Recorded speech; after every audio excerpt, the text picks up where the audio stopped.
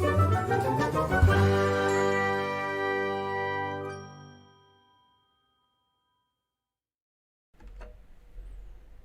friends, and welcome to today's Saturday Tea Time live stream. I hope you're all doing well today.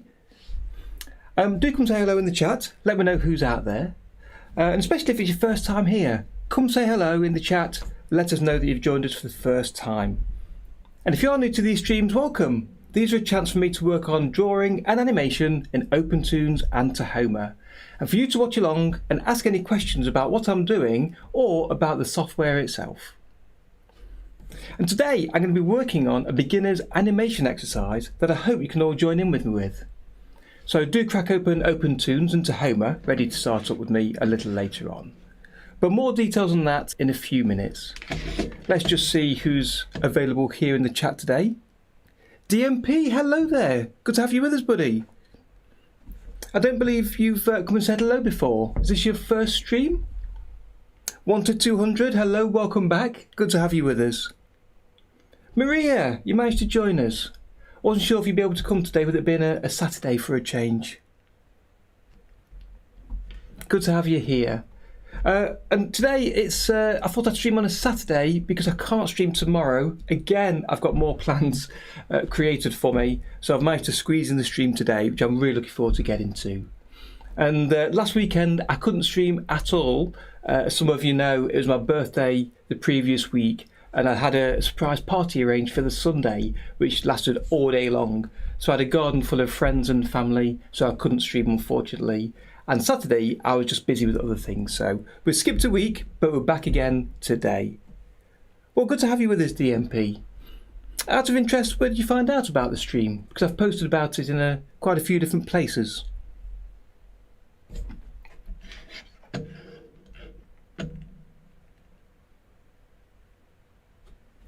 It's been a funny sort of week as well, since last weekend. I've had a bit of a heat wave in the country, so it's been about 30-32 degrees C, which is about 1,000,000 degrees Fahrenheit. So it's been a terrible week trying to get a good night's sleep and to try and keep cool through the day. So it's been a funny one. It's just starting to cool off now, but this room here, my little study, is one of the hottest rooms in my house, so I may have to go off shortly and grab a block of ice to cool down against. Animation Overload, hello there, welcome to the stream. Glad you made it. Yeah, glad you made it live. It's good to have you here. And Dark Snakes, hello. Good afternoon to you too. So I've got a great exercise for you to come to work along with if you've got time today. Do let me know if you've got time to join in with some drawing with me. I'll explain more about that in a little while. But to give everybody else a chance to catch up and to join us, let me, as I like to do, take you through a little bit about what happened last week.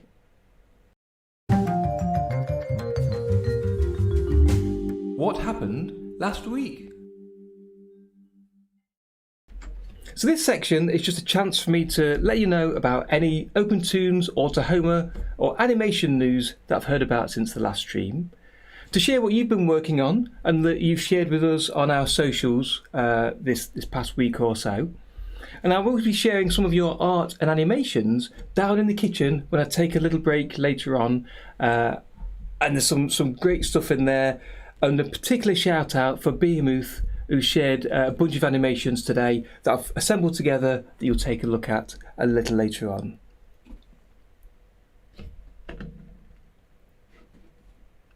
But first I want to take a quick look at my last video from yesterday. So let me bring down the screen. So the video I released yesterday was about editing your photos in OpenToonz. And it follows on from my last video where I showed how you could erase parts of photos that you've imported. And some people found that really useful and interesting because they've tried to do that themselves. But I know that others have almost asked, what's the point? Why do I need to? So I wanted to create a video to show a real world example of why you might need to. So I went to a nearby town where I've got this lovely church setting. So I took a photo of the church from the front.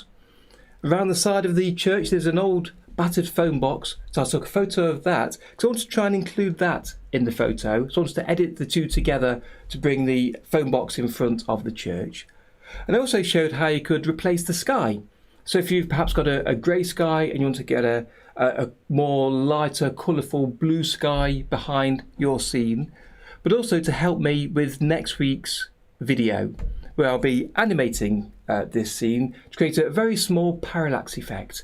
And that's the main purpose of wanting to edit the photo, of to be able to break down the photo into multiple layers. So the photo came out really well and much better than I expected. As you can see down here, I put a copy on my desk in front of me. But next week's photo or video, I'll be editing this photo into a kind of a scene setting scene. So I know in the old days we used to have like an intro to particular scenes of comedy shows like Friends, where they show the outside of the building to give you some context of where the next scene will be taking place.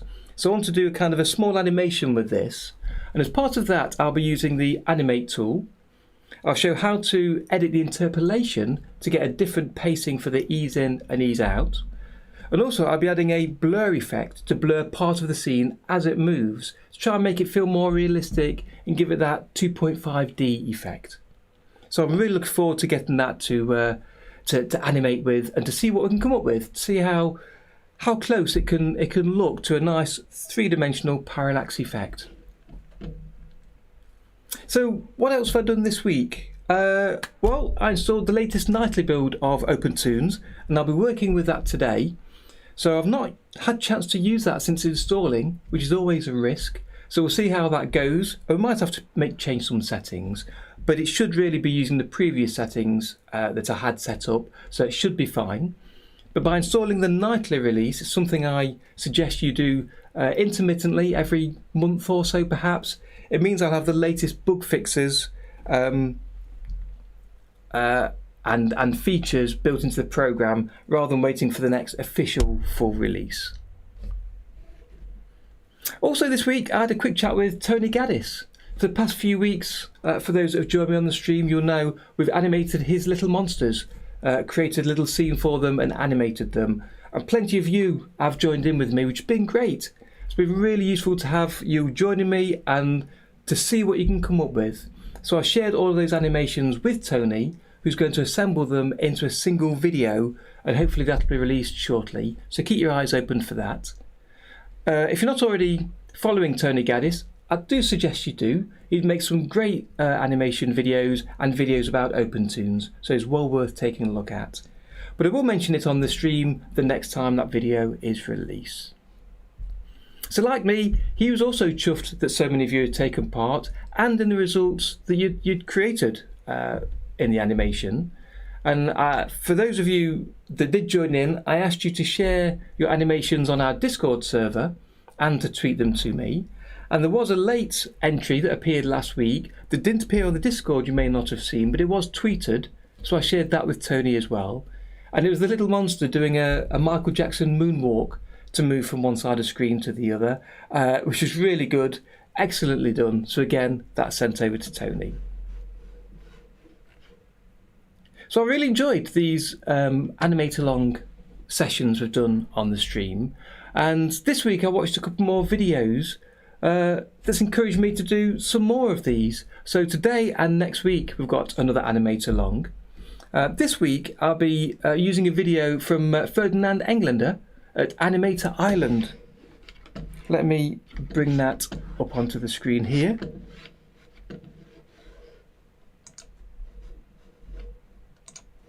Here we are.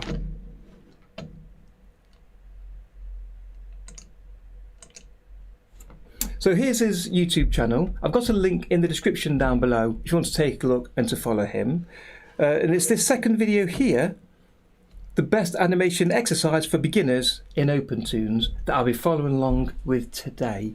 And I'll be asking you to come and join me as well. So that's the one we're working on today, but do take a look at his channel. It's well worth looking at. And if you do manage to join in with us today and do some animation, I was going to suggest that you share your animations here on the Discord server in the Your Animations folder of the OpenToonz to Homer 2D World section. So we can take a look at those and we can all share in what you've been working on today. Let me just put the lights back up. In fact, let's go back to the main room here. So on Animator Island, he animates in OpenToonz and in other softwares. He's a professional animator, so he shares his experience with animation as well as with the software. So it's worth taking a look at his channel to see if you find it useful. I know I certainly do.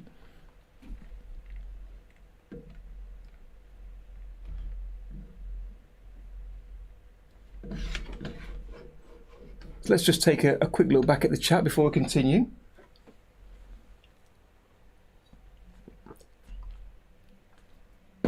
Okay, Darren Tea, fantastic, good. I'm glad that's worked for you, the notifications.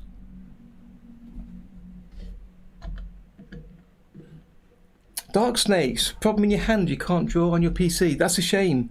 Hopefully that's something that you'll improve from in the next few days or coming weeks, and it's not something too permanent. On a smaller note, similar to that, I was concerned myself as to whether I could actually run the stream today, because like a fool, I actually trapped my thumb in my dishwasher on Thursday. And I've now got a black nail, I've got a bruised thumb, and I couldn't grip with my thumb in my hand to actually write anything on Thursday. Yesterday it was still quite painful, but it's getting better. But I still thought I'd set up the stream in case I was feeling better, and it's okay. It still looks terrible, but it feels much better, so I'm okay today. But I know what it's like to have hand problems. If I've done a lot of drawing or animated for a while, then I get quite painful hands where I grip the pen too tight. I need to learn to relax a bit more as I draw to help me out. But as I say, for now, I'm pretty good. I think I'll be okay. I'll let you know in an hour if it's really much better. Thank you, Mikhail, and welcome to the stream. Glad you joined us today. Good to have you with us. Thank you, Maria. Yes, it's not too bad. It just looks awful, and I can't really easily show you on camera. It's just half the nail is kind of gone black and bruised on my hand. Still feels a bit bruised, but it works, which is the main thing.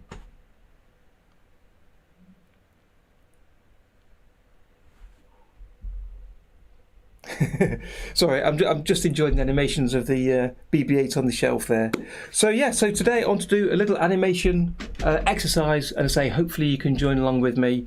I've planned roughly what I want to do, and it's to do with timing and spacing.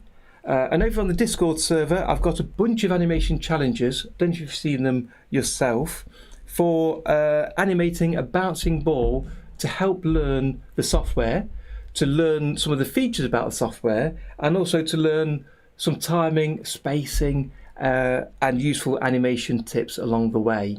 There's 9 challenges. Let me show you in here.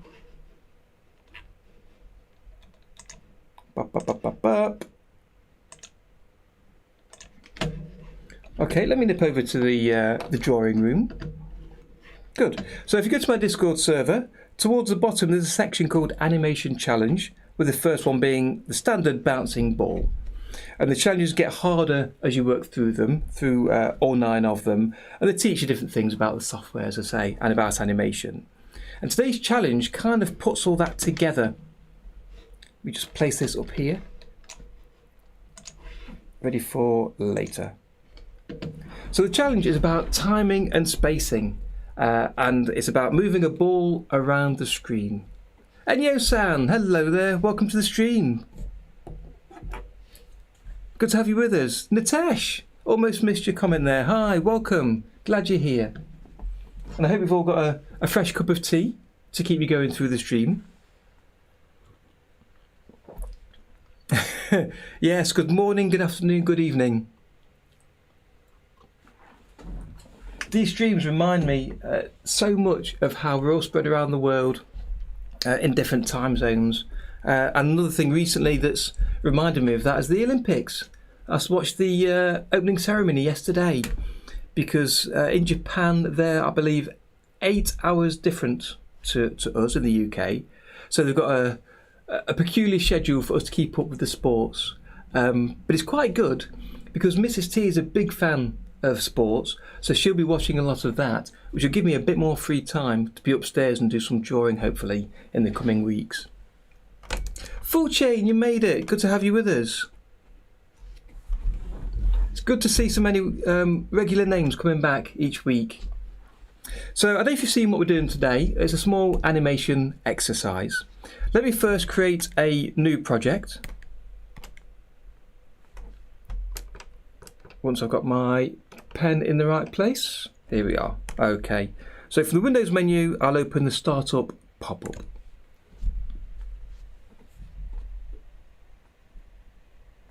"15 hours difference is quite a bit to keep up with the sports, isn't it?"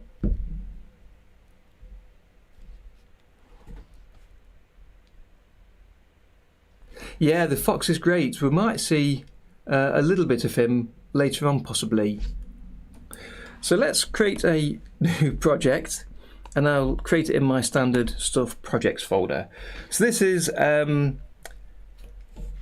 the animation exercise for a moving ball. So let's just call it moving ball with the scene name of attempt 1, because I may decide to try this again either today or another day.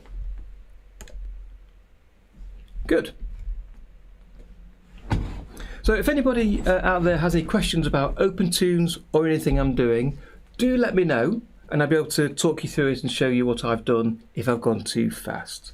For people new to OpenToonz, it can be quite intimidating when you first start working with the program, but you just take it one step at a time, learn one small feature at a time, and just build it up over a period of time, and we can do that together. Let me just bring my tea over here. Okay, so I've got a little sketch on paper, and let me show you that. It literally is it's a bit of a sketch showing the rough path. So as is suggested in the video, it's good to draw a guide on screen of where you want your characters or your objects to move to. So what the idea of the exercise today is to have a ball moving around the screen, and you can think of it in one of two ways, I think. The first way, you could think about the ball travelling along a roller coaster, so it's moving up and down over the rails and kind of on a fixed route, with it cycling back to the start position, ready to continue again. We're going to create a rolling animation that will just continue running without a break. And the second way, which is the way I'm thinking about this right now for my version, is I'm trying to consider perhaps a small fast bird. I was thinking like a hummingbird moving and zipping around the screen. So even though I'm drawing just a very simple ball, a very simple rough circle, I'm thinking about a hummingbird moving around the screen and what direction he might move in. So let's create a level to start drawing in first. You can create any level type. If you create a vector level as he does in the original video, then you can adjust the guidelines after you've drawn them, which is quite handy. But if you just want to just squiggle in a quick line, you can just edit it, do what you like with it. After all, it won't be used in the final animation. It'll only be there as a guide for us to see where we're going, so it can be as messy as you like. Oh, sorry to hear that, Full Chain. Well, I hope you're feeling better soon, and thanks for joining us anyway. But if you get a chance during the week to have a go at this, feel free. I think it's a great warm-up animation exercise, especially for those that are in the early stages of their animation career, of understanding animation. I've talked about the bouncing ball so many times on the channel, in videos, on the stream, in messages. It's such a useful thing to work on again and again. And it's something that I like doing just as a warm-up before I start any other kind of drawing, to continue to get a feel for the pacing, the movement, the spacing of the drawings. And just drawing lots of circles or balls is really handy to loosen up your hand before you start drawing something important. Absolutely, animation overload, a Z pattern. Remember, we're trying to create a looping animation, so you want the end. You don't want an end of the line and start of the line. You want them to join up. Let me quickly throw in a standard raster level. I grab a pen. I use the default colour because I'm not doing anything apart from this guideline on this level. Let me rename the column so I don't lose track of what it is. So if you did a Z, so the character would move, or the ball would move to the right, back to the left, back to the right. I think that's a great start, but what I'd suggest is just joining the start and the end together to create a figure 8. And then if you time it right and draw your drawings right, so there's not a sudden stop and start at this position, it'll just continue forever, and it gives a more pleasing feel for an animation rather than the ball moving and then jumping back to the start again. So that's something to consider. So let me just undo that line. So I had a little think earlier about what I might like, the way I might like the ball to move. And I drew up a quick picture here. I tried not to follow what Ferdinand did in his animation. Feel free to do so, it's still good practice. But what I was thinking first was it can zip across the top of the screen here. Perhaps come up, settle down a little bit, come back round again, and then zip again down to the corner. Turn around a little bit.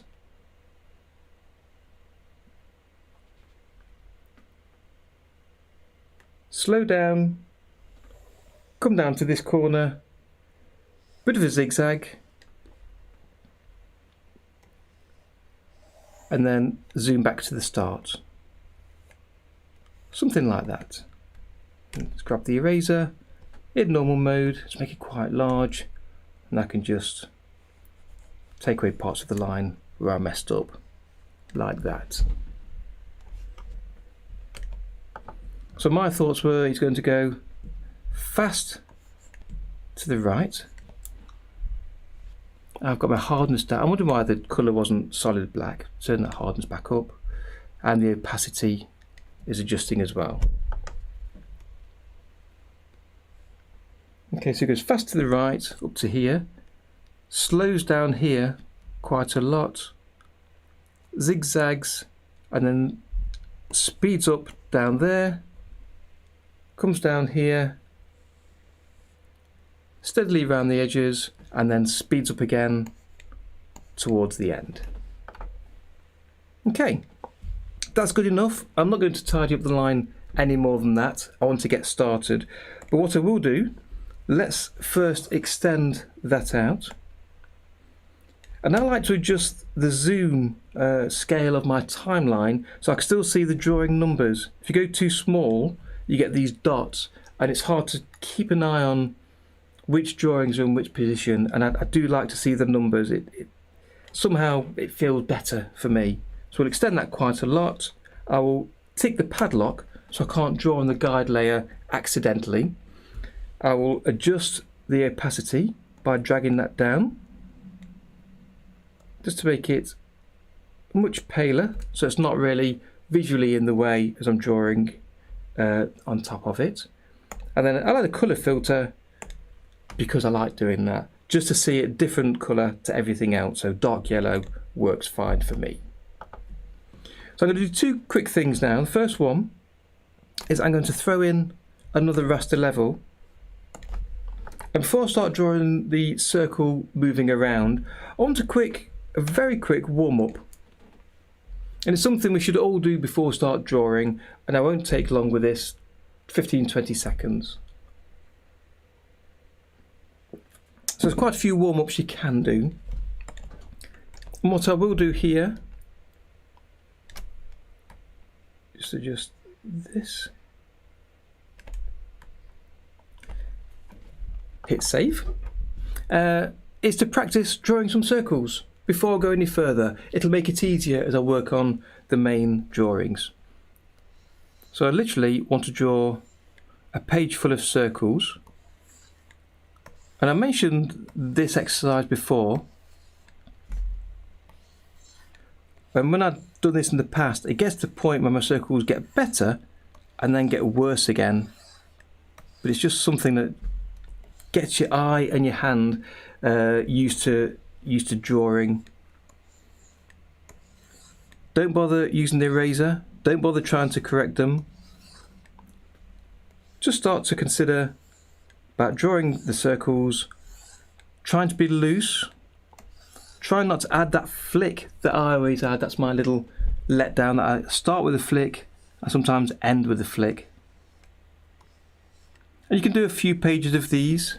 Another tip I've seen is that if you then zoom in a little bit, to draw a circle in the centre of each one. I won't do all of them today, but it's quite a nice little exercise to get practiced with. And I think I might need to grab my drawing glove because it's quite warm in here. My hand's getting a little bit sticky on here. Then once you've done the centre one, you want to then try and fill this intermediary space with 5 or 6 other smaller circles, and have each one touching the outside line and the inside line, like that. And then when you draw the next circle, it also wants to try and touch the previous circle. So you need to find the right space to touch all 3 edges the best that you can, but still trying to draw neat circles. And that helps again to get your eye in to where you're drawing, to get your hand-eye coordination working. If your screen is slightly offset, it helps you to position your pen better. Or if you're using a non-screen tablet, again, it just helps to get your eye and hand working together in coordination with each other.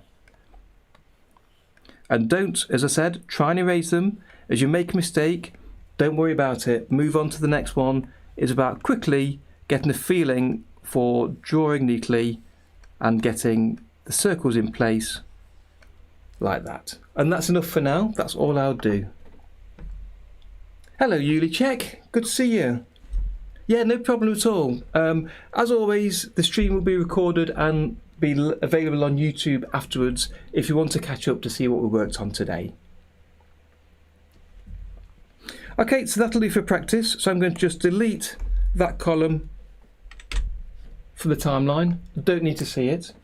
Let me take a quick look for where my drawing glove is, see if I can find that. And while I do that, let me pop my webcam off. So I'll just grab my glove.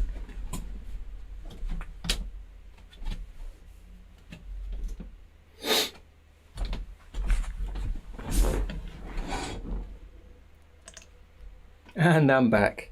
So it's a little, there you go, I'm in the way, little glove that just goes over your hand and covers your small finger and second finger there, like that.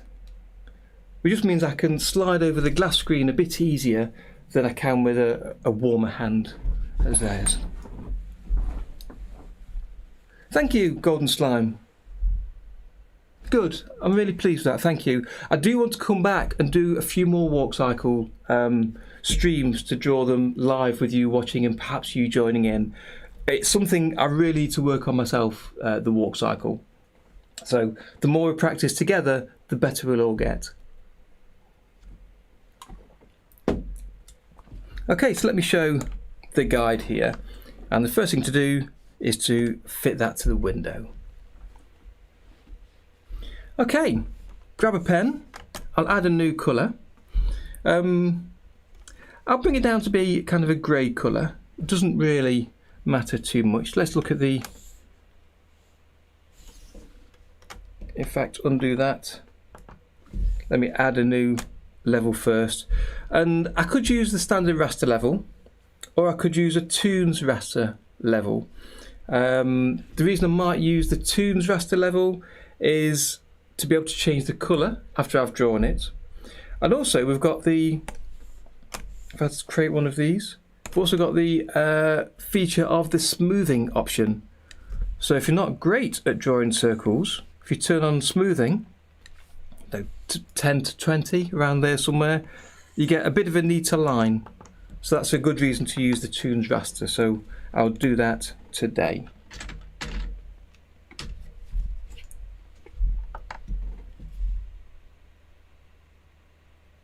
That's great practice, Maria. If you've got time to do that, that's really useful to do. To find the workflow that works for you, because not everyone creates a walk cycle in the same way. And in fact, you may have seen the other day, if you're following Tony Gaddis now, he showed how he created a walk cycle in some 3D software, which is still useful to us to see and understand how he did it, because he still goes through the same 8-frame walk cycle of the contact, the passing pose, the up and then down, cycled through once for each leg. So it's well worth taking a look at that. But that was useful to see, as well as him working on the in-betweens and the follow-up animation that he added on top. Yeah, absolutely. An old sock with a couple of holes. If you've got an old woolen glove, just cut off the fingers. You could just wear a normal glove anyway, but getting the grip on the pen is useful having these first 3 fingers out. But whichever works for you.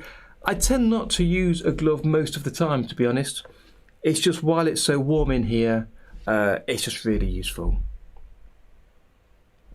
Yes, I saw the start of that. I didn't get to see all of it, unfortunately. The arrows shooting stream, I saw a little bit of it afterwards, but I didn't get time for it all. But it does some really interesting and different videos. So, as I say, well worth watching. I'm a big fan. So in my Toonz raster level, I'll create a colour and I make this kind of a grey colour. Let's just change the size a little bit.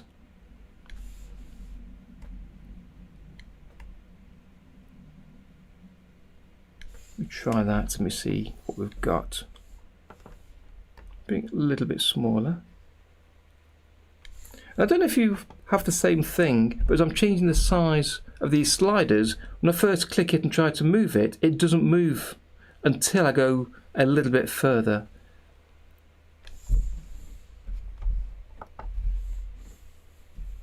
Okay, so start position.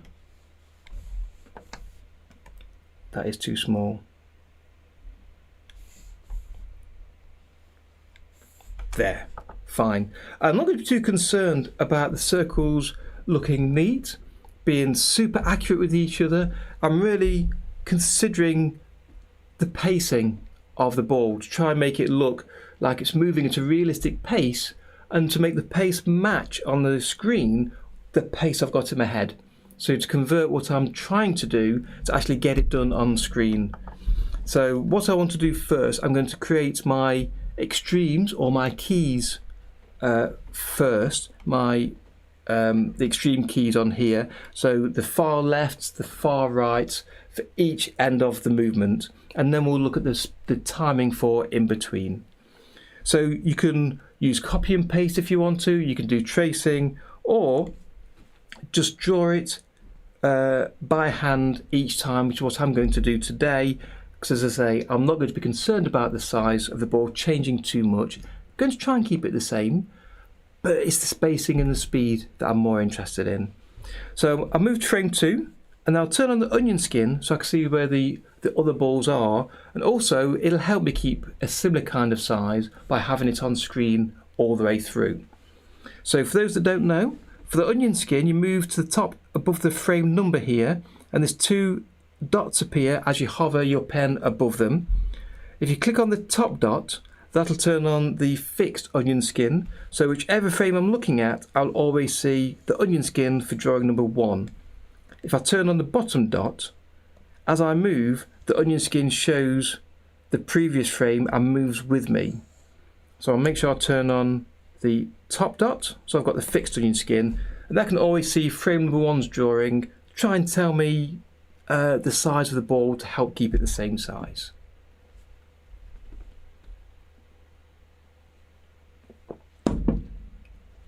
So, quick question. Who out there is able to join me today and work on this exercise? Is anybody got free enough time to do so?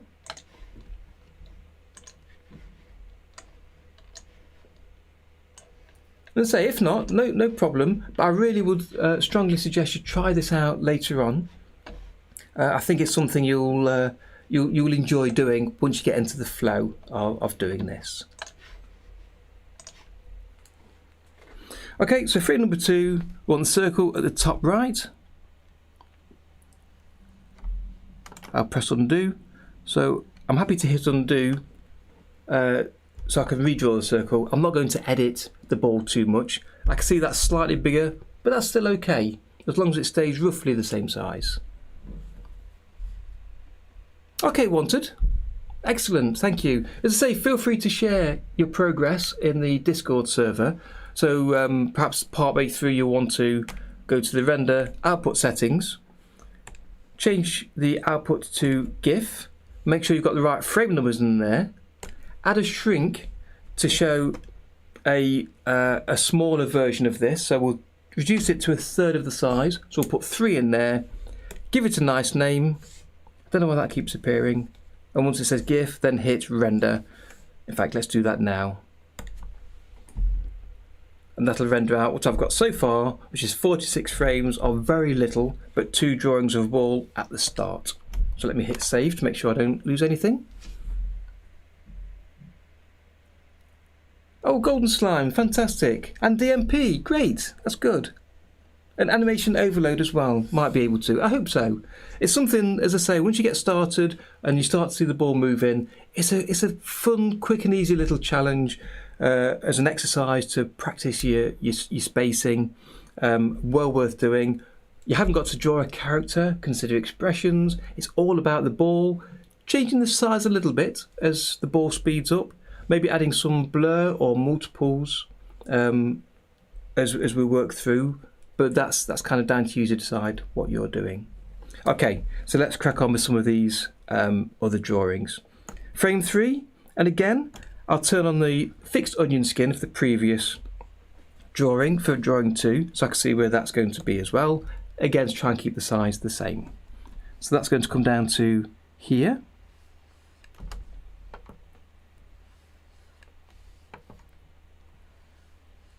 There we go, happy for that. Frame 4, that's going to come up around the top, so again I will add a circle roughly at the end. And if you want to, you can use the cursor keys to move to the next frame instead of clicking in the timeline. Just press right, left and right to move between the frames as you're working on here. DMP's OpenToonz just crashed. Oh, that's annoying. So too late for you for this time, but something to remember, keep hitting save fairly regularly just in case it does crash. Tweet Animation Studios, welcome, glad you joined us.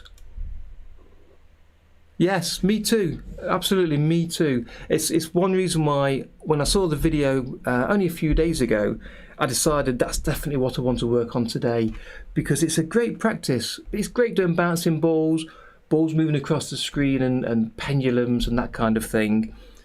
But this adds a bit more personality in. As I say, if you try and imagine the ball being a small bird whizzing around the screen, moving from flower to flower, or some other kind of story you can get into your mind, it makes it much more interesting as you create the attitude of the movement. Save early, save often, absolutely. Whoever heard that before? Let me put on the recent onion skins as well, so the last few frames will follow me here. So it moves up to there, then it will zoom down to the bottom here, comes up to the top, comes over to the right, and some terrible circles happening, which is why again it's useful to try and warm up in advance if you can. It's saved, fantastic, that's good. This is kind of one smooth circle, so I don't think I'll add a key in the center here. So I think the next key really needs to be at the top, but we'll add some breakdowns along the way. It's a bit of a zigzag here.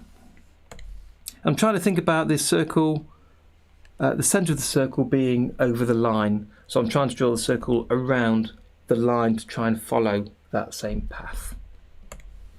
And then after that, it goes back to the start position.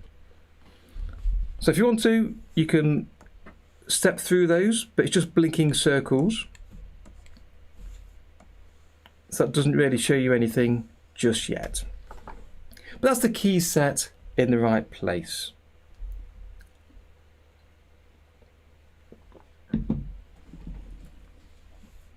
So now let's add a few breakdowns. And the idea of the breakdowns is just to try and add some drawings in between, so that when you get to the next stage of the in-betweens, they are much easier to add.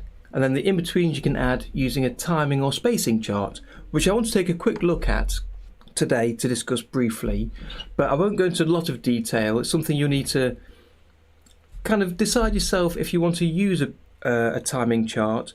But I think in the back of our heads we all need to have that kind of picture, so it's useful to draw it, to think about it and understand it, so that when you come to animating you can instinctively feel the timing chart as you're doing the drawings.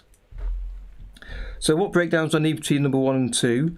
Not really any, because it's kind of fairly incremental in speed, so it'll speed up to here, and then it stops, and then it speeds down to here, so it's ease out and ease in, and we'll talk about ease in and ease out later. Then it moves up around the circle slowly, so I will add a breakdown between drawings 4 and 5, and the way I'll do that is I'll extend drawing 4, move to frame 5, which is a duplicate of drawing 4, and then you can either right click and choose create blank drawing, or press the keyboard shortcut Alt D, or you can just start drawing on the screen and that will automatically insert a new drawing if you're on an extended frame. So let me show the previous and next onion skin. So I'm drawing on 5, and I'm showing onion skin 4 up here, onion skin for 6 down here.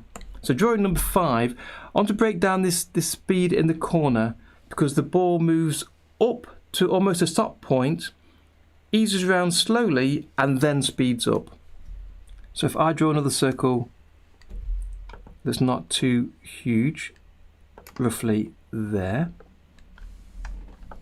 it means then between those two drawings that'll be a slow progression, and then from drawing number 5 to 6 is where the ball will speed up and come down here. So I'm just sort of feeling that motion with my hand as I'm moving over the screen, trying to get a feel for the speed, a feel for the pacing of how long it'll take. And as I'm doing that, it kind of feels, because I've got this kind of hump I've drawn, that the ball goes steadily over here. Can you see that up there? And then from the top it'll speed up. So I want another breakdown. So I'll insert another breakdown here on drawing 6. And let me show you the other way to add the in-between. So I'm on the extended frame, and I can just start drawing, and that adds a new drawing in between. So from the new frame 5 or drawing 5 to 6, that's fairly even spacing, and then from 6 through to 7 is where it accelerates. So that's why there's a breakdown in there. Okay, so 7, it comes around the corner, and again let's add another breakdown for that spacing there in the same way as I did before. This time I'll press Alt D to create a new blank drawing, hit save early, that's right, and then on drawing 8 I'll add a drawing of where I want the acceleration to start. So around there, so between these two drawings it's fairly steadily paced. And let me just quickly show you, if you want to edit, how you can edit the shape or the size of this ball. So I've drawn this one a little small, so if I use this selection tool here at the top, I'm in rectangular mode, that's perfectly fine. I'll draw a rectangle around that circle, and then put my cursor over the corner, and I can click and drag to resize that to any size I like, but let's make it roughly the size of those two balls there. So I'm looking at the red circle and the green circle. So that's one way if you want to resize your circles, how you can do so. Okay, so that's evenly paced between 7 and 8. 8 to 9 it accelerates, slows down, and again it's going to go faster through here. Not going to go super fast, but a little bit faster. But it's going to be a nice steady sweeping increment in speed between those two. So I'll leave those two. And then 9 to 10, I said it's going to be a steady pace between all of those. But let's break it down because it's quite a lot of space between there and curve. So let's space that out. Alt D. And to make it easier, I'll just add a circle in between, exactly in between those two. And then we can add the same number of frames between 10 and 11, and then 11 and 12. So it's a steady pace throughout. And then 12 to 13, that's fine.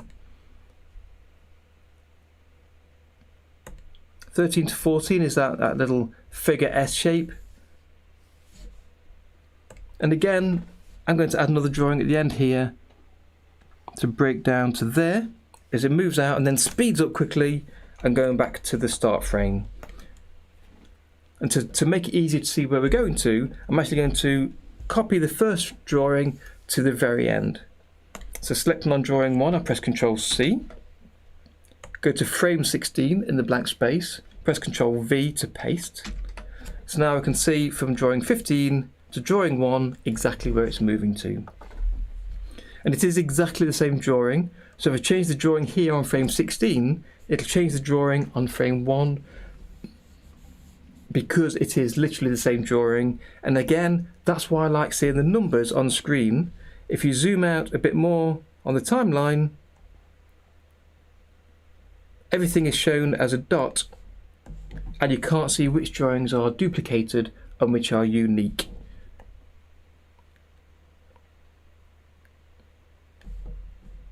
So seeing the numbers really helps with that. We grab a little bit of tea. So how are we all doing? We all doing okay? Hello Tom, good to have you with us. Glad you could make it at last. Awkward again being a Saturday, changing the day again, but unfortunately for you, but fortunately for me, I'm busy tomorrow. I'm off seeing some friends, so I'm not around tomorrow, unfortunately. Kevin, hello there. Glad to have you with us. Kevin Purrington. Cool name. I like that. First time here, I believe. Or at least first time saying hello. Good to have you with us. Have you joined us on the stream before? Or is this literally the first time?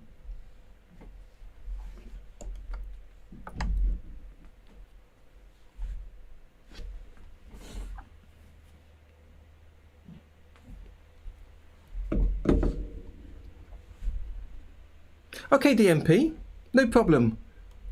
Probably be here for another hour or so. So if you've got time to join in later, we'll see you a little bit later. If not, catch up on the YouTube later on the recording. It'll be up there later if you want to take a look at it and see where we get to with this. And as I say, please do share your animation when you complete it over in the animations channel on the Discord. It'd be great to see what you come up with. So bye for now. First time, well, I'm pleased you're here, Kevin. Glad you found us today.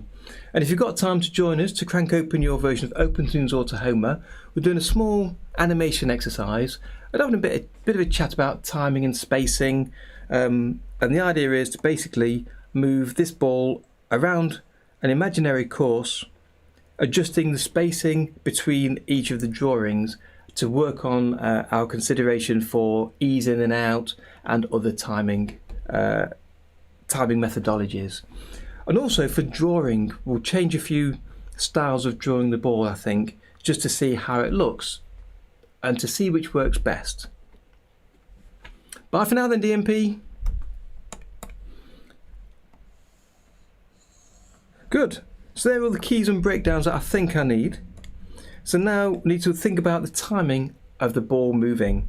So think about how many frames it might take to move the ball around. Amar, hello there. Glad you could join us.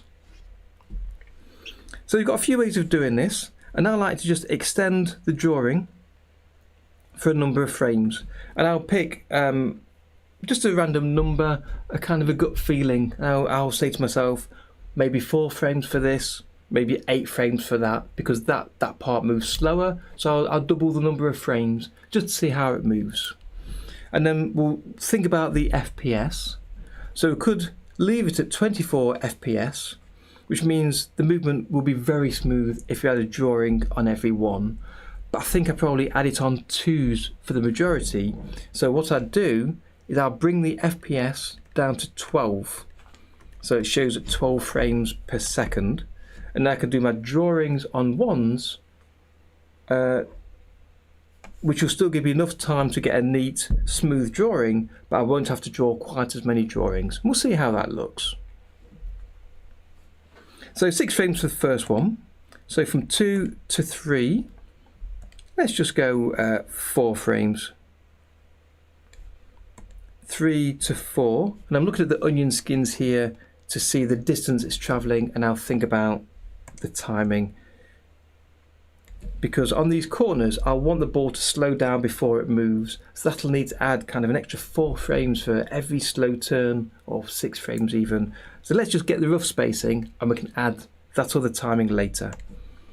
So from 4 to 5, again, that's going to go quite slowly. So let's give it 6. 5 to 6 again. 2, 3, 4, 5, 6. So 6 frames. So that's half a second when running at 12 frames a second. 6 to 7. That wants to start speeding up and go quite fast. We do 4. 7 to 8 is quite slow. It's kind of turning a corner. So that's 6. 8 to 9. Going fairly steady. So they're all coming out sort of similar sort of timing, 4 or 6 frames. Let's give this 6. There we go, 9 to 10. It's quite a long way to go, and it's going to go a steady pace. So if you look at my guide, on 3 of the lines I've drawn these double chevrons just to try and indicate to myself my thoughts about the movement. So those 3 lines, it'll go quite fast. This isn't quite so fast. It's a nice steady movement. So let's go a little bit longer. 4, 5, 6, 7, 8. Potentially could be too slow. We'll see. Let's extend the guidelines. So drawing 10 to 11.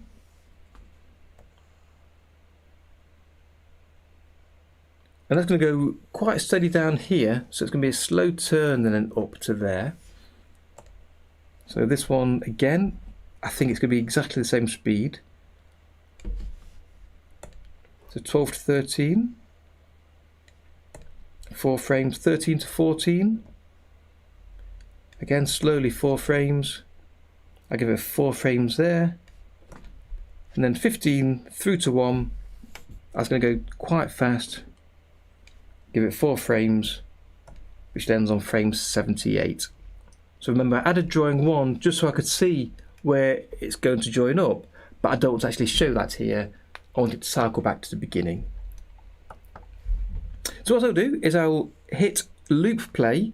We'll keep an eye on the FPS window here to see that still shows us 12 frames a second, to see if it can keep up with the play time. There's not a great deal of complex drawings on here, so it should be able to keep up, but if not, we'll use the preview window so we can play it at the full pace to work out the timing better. So a lot of this will be off, but it'll give us a bit of an indication at the start.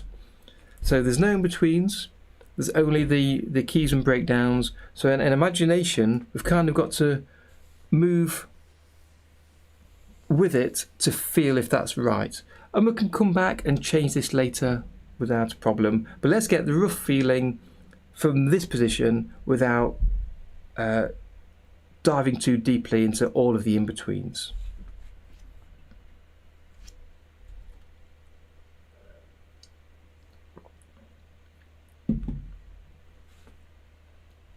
So this is playing at 12 frames a second, so that is the actual pace we'll hit. Okay, Amar, that's great. Yeah, looking forward to seeing that.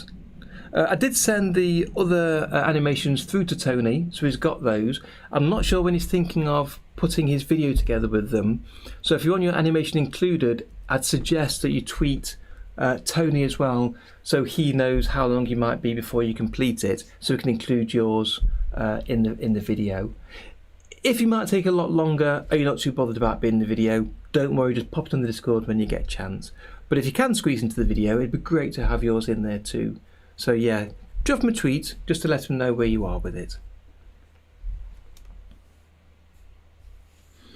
Let me rewind and hit play to try and picture one piece at a time. Yeah, there's lots of fast pace here. Let me just try and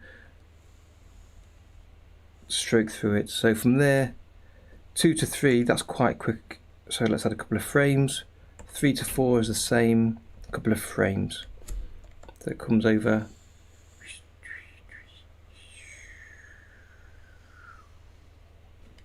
Okay. So we may add extra frames later. Let's start doing a little bit of in-betweening and seeing where that takes us to. So I wanted to talk about briefly timing charts or spacing charts, depending how you consider them. So they're a way of describing the position of your drawings between two particular times. So we're going from drawing 1 to drawing 2 here at the top. So you start off by drawing a straight line to represent time, a mark at each end to represent drawings 1 and 2. And we'll draw a circle around those because they're key drawings.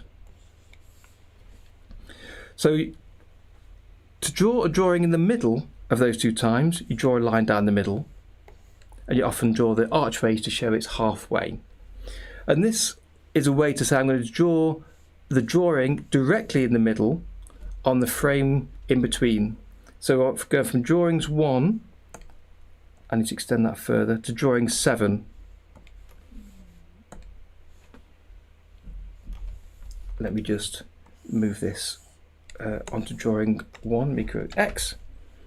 Drawing 1, paste it there, fine. Okay, so if that's on drawing 1 and that's on drawing 7, in between is drawing, I've not got this on 6, 7, 8. That's better. Over 8 frames is better, because then from 1 to 9, there we go, is drawing 5 in between. And if you wanted to draw even pacing, you might draw a drawing directly in the center on frame 3 and one there on frame 7. But I want the ball to ease out and then speed up to the end. So let's just bring this drawing back a little bit, this sketch.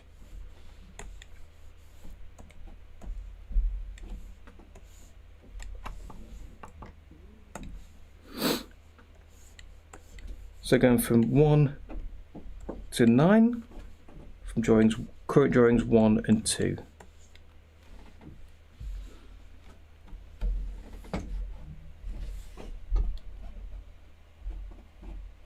Yeah, no, I'm really pleased you managed to, Amar. Pleased you managed to join us. It's really easy, Maria, to get distracted. Absolutely. I mean, I managed to create my first monster, and then after seeing some of your attempt at your first monster, I had to do a second one. I really wanted to. So I managed to get that done, thankfully, and doing the fix-up for the first one. So I was really pleased I got through my 2 attempts at the monster. So yeah, so if you can get a chance to finish them, that'd be really good. And again, it's one of those things that you'll feel like you've accomplished something, almost something for your book to show people and say, look, this is what I've done. I've done these animations here. So having completed ones is always better. So if you can, that'd be great. And again, pop on the Discord server, share them with us, and tweet them around. So I want this ball to speed up to the end. So I'll have a drawing in the middle. I'm going to break down in the middle of that and the middle of that. So that gives us 3 of these drawings, which are going to be drawing 7, 5 and 3. and I also want one at the beginning for drawing 2 for the ease out. So I'm going to draw more at the beginning to have the ball moving slowly and then going faster. Oops, let me go to the freehand, it's the one I'm used to. Delete. So let's hit save. So you can either draw straight ahead with the ball spread out, or start to break down by going in between, literally in between, to draw your drawings in the right position. So drawing 7, this ball is going to be moving fast.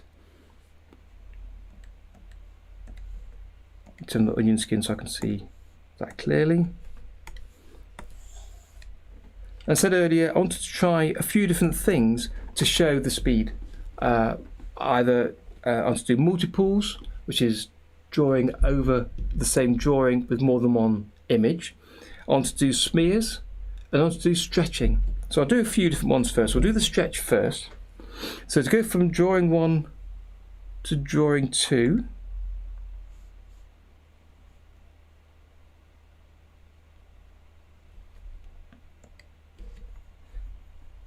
there's drawing 3. So this is an additional drawing I didn't need, accidentally placed.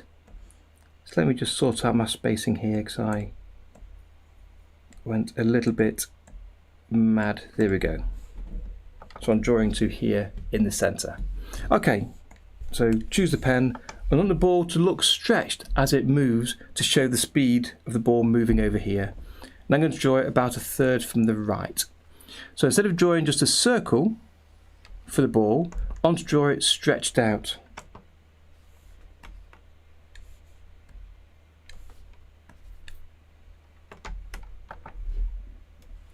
Irfan, hello there. Glad you could join us.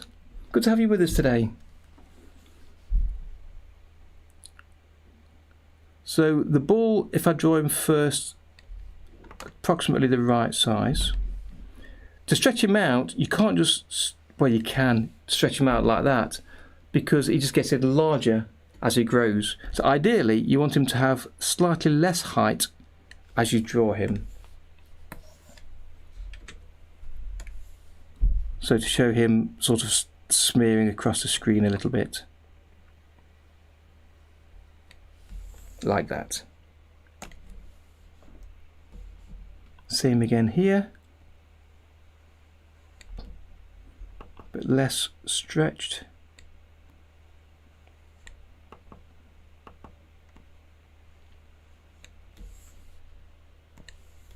I'll use the selection tool now to resize it a little bit.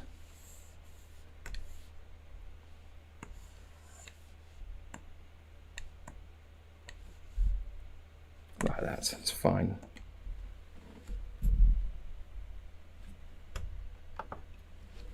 Yeah, there's a few different ways of doing this overload. You can stretch it so that the majority of the weight is at the front and it's kind of got a comet tail come off the back, as I like to do here, or you can have it where the board is almost punching through the space and then it's kind of stretched behind the back. So there's a few different things to do, and I really suggest that you try them all out yourself and see which looks best for you, which you prefer, to see what looks best for your style and your animation. And as I say, I'll try a few different things here, and then perhaps at the end I'll be able to look back and see which makes sense and which look like the board moving faster.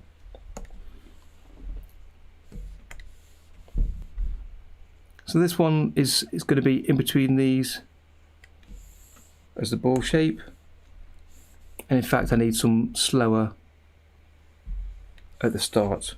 So I'm going to extend drawing 1, I am going to add an extra drawing in here.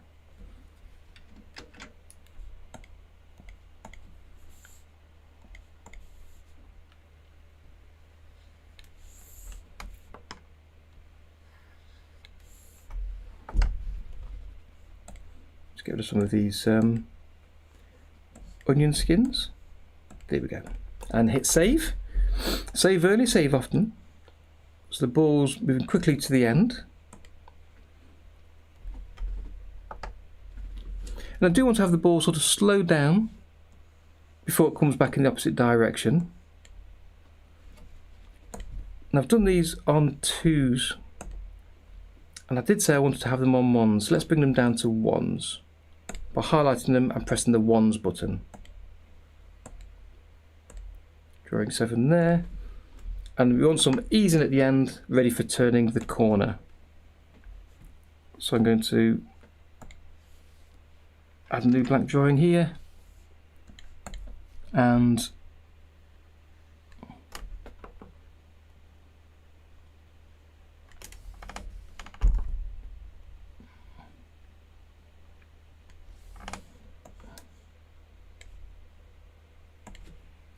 then between 8 and 9, I want him to move fairly steady, so I'll go in between the two. Make sure we've got an even number each side like that.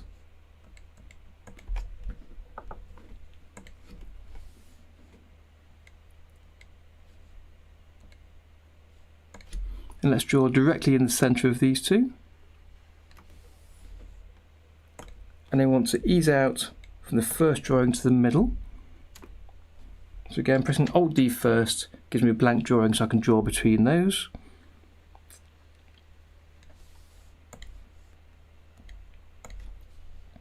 And then in between those, and the same on the opposite side. So easing into the final drawing here.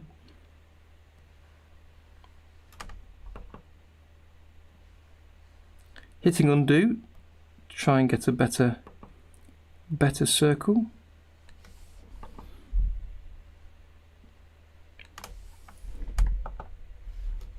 And then in between those two, drawing 12.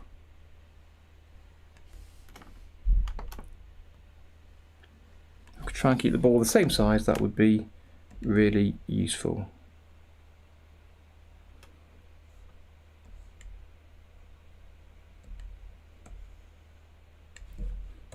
So let's just play that small section, and I'll do that by right clicking on frame 17, say, and set the stop marker. So that's this little white triangle. So I've got a white triangle here on frame 1 and this one on frame 17. So we'll go back to the start and hit play.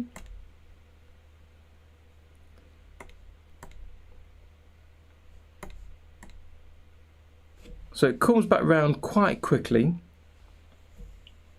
It moves across the screen perfectly fine. But I'd like a little bit more ease at that corner there.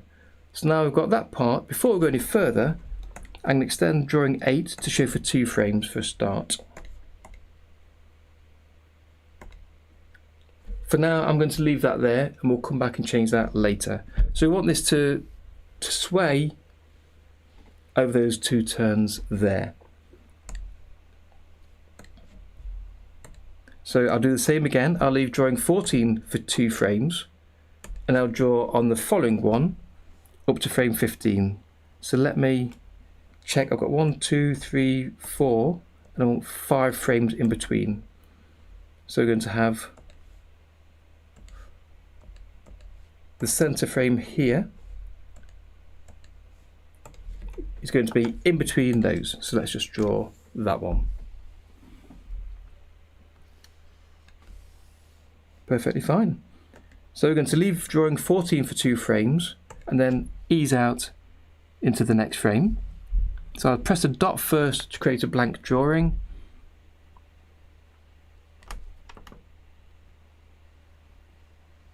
And doing this exercise will give you lots of practice in drawing circles.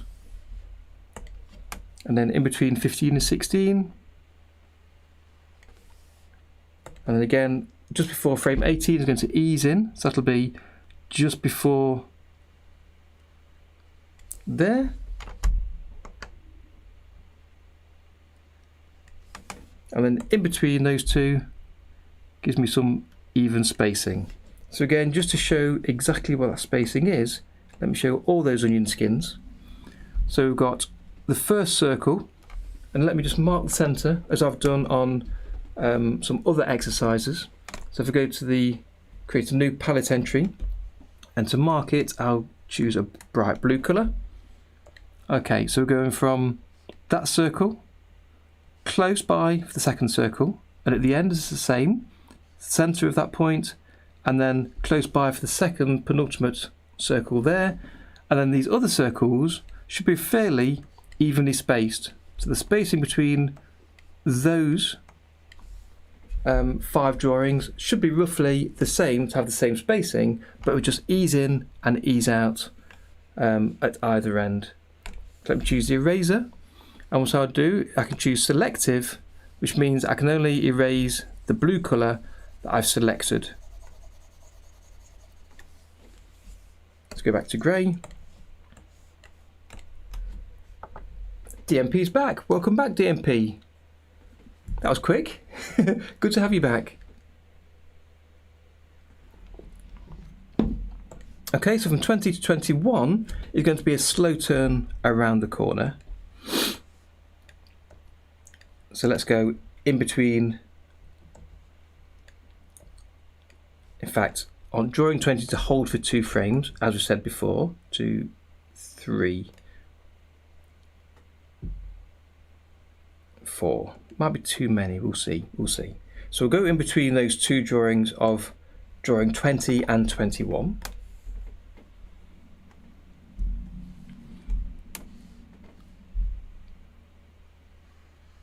Ooh. Okay. I think I might need that spacing, but let me simplify this a little bit.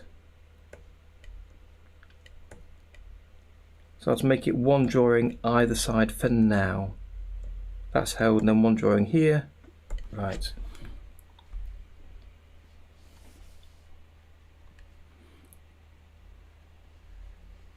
So again, a slow ease out and a slow ease in to the next one.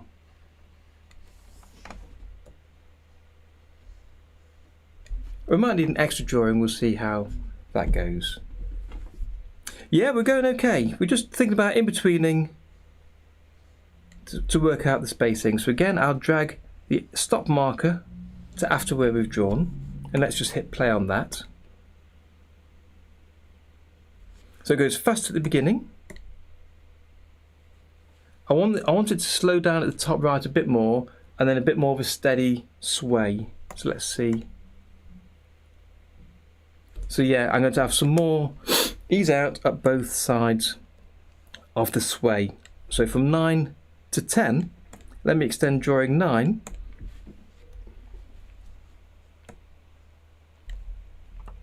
In fact, 8 to 9 starts moving. Yeah, extend drawing 9 and then add an extra in between here, close to drawing 9.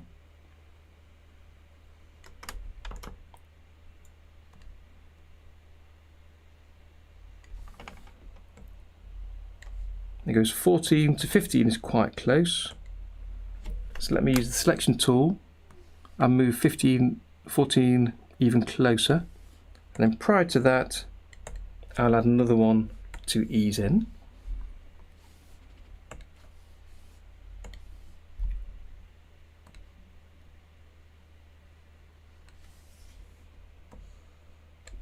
I'll do the same on the opposite side. It holds there, and then we ease out to 17. So I'll take 17 and I'll move that closer, extend 17, and I'll add a new drawing to help show this ease.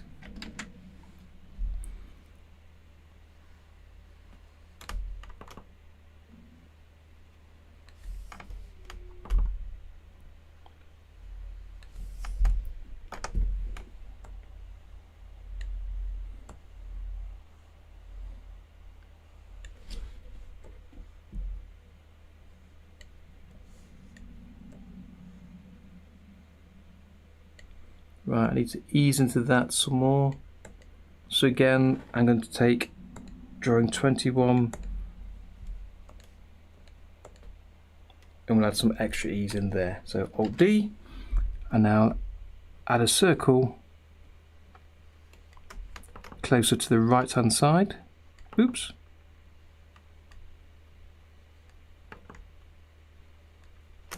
Something like that. That will hold for 2.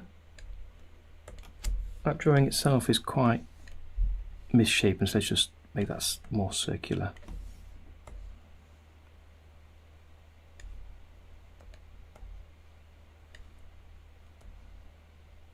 And make sure this ease out moves steadily through there. So drawing 25, oops, not responding, give it a second to catch up. I'm going to move that closer, extend 25, and I'll add another drawing in between those.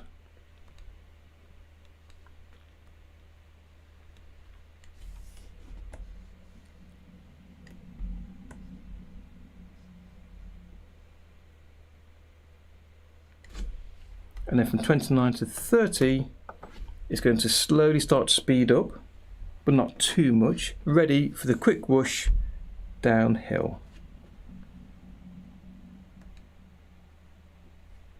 Let's add the onions on those two.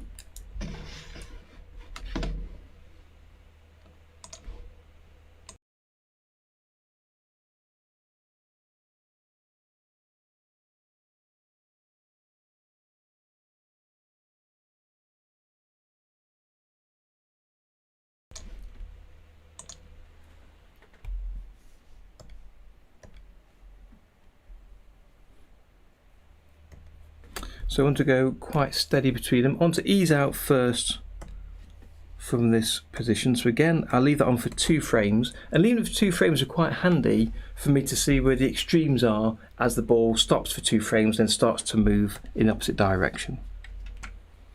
So we're going to ease out from there a little bit. Although it's not stopped entirely actually, so that shouldn't be 2 frames.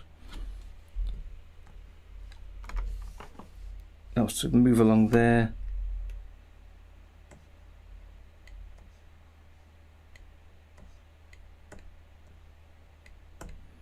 So let me draw in between those.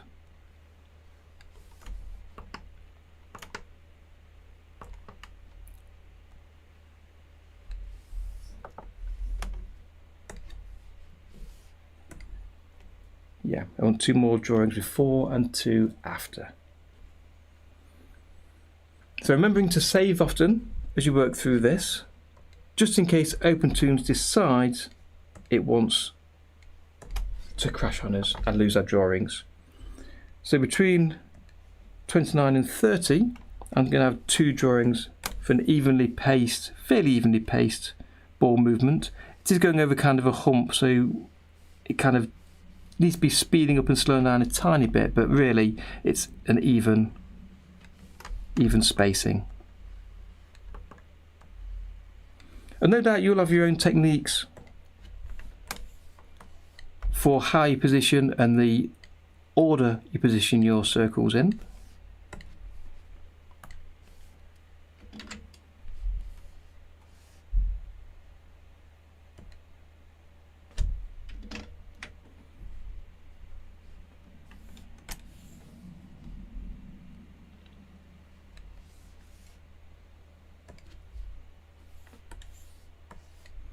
So I want to adjust the position to make the spacing make sense. So that's fairly even spacing there. And again between 32 and 33. And nothing is definite here, so you can always choose to change your mind later.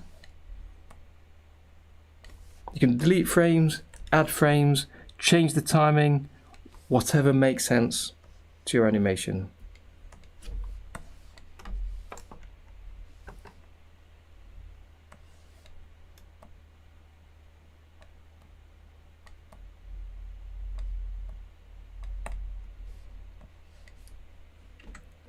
And hit save.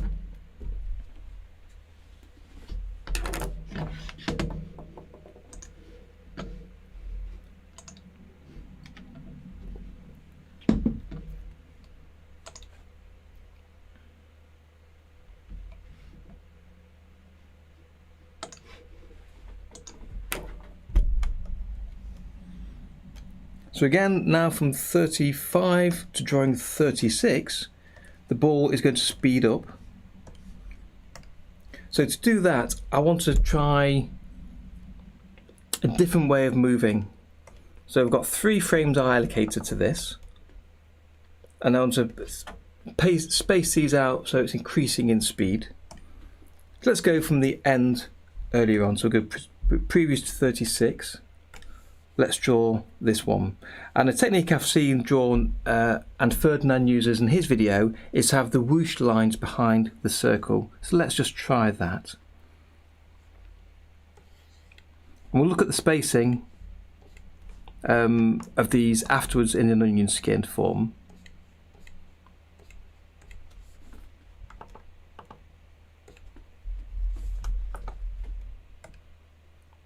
So proceeding drawing, and we'll probably move them around with a selection tool, which is one of the benefits of drawing on the computer rather than on paper, that you can place, do your drawings to what you want the drawing to be, and then change the position afterwards if it's not quite right, especially with using the onion skins. So I can see the following drawing here.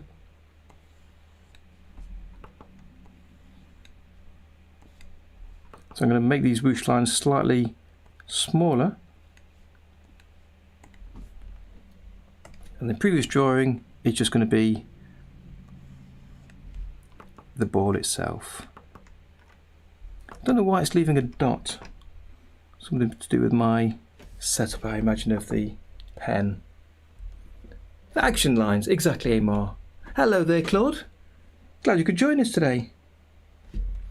And my system, obviously, while I'm streaming, I've mentioned this before, is quite busy doing things. So OpenToonz isn't as performant as it is normally when I'm not streaming. So whenever the screen goes white, or if it's paused while it's trying to save, take your hands away and don't click anything, because it's when it's saving or while it's frozen that if you start clicking and tapping somewhere, that's when it's more likely to crash. Bilal, hello, welcome back. Good to have you with us. And Animating with Leo, hello there. So we're doing a bit of animation practice today. Feel free to join in. It's just to have a ball jumping around the screen and moving around the screen to get used to some spacing and timing. Well, thank you, Bilal. I appreciate that. I'm really well, thanks. I did I did mention earlier I've got a small injury, but I'm okay. It's only a little boo-boo. That I trapped my thumb the other day. So it bruised and was really painful for a couple of days, but it's okay now, and it's not causing me any problems. So yeah, apart from that, I'm really well. I did, Claude, yes, about the old OpenToonz, the one of the original Toonz versions. I didn't get a chance to reply back. I read them while I was on the go. You mentioned it before, I think a week or so ago, about them, and yeah, quite interesting. I don't know about Futurama you mentioned. What version of OpenToonz and how much they used it. I do know that they used Toonz, not OpenToonz. I do know they used Toonz as part of their animation, but I don't know quite how they how much they used it for drawing in or compositing or something else. I'm not sure. I did think they'd created their 3D assets outside of a Toonz style program.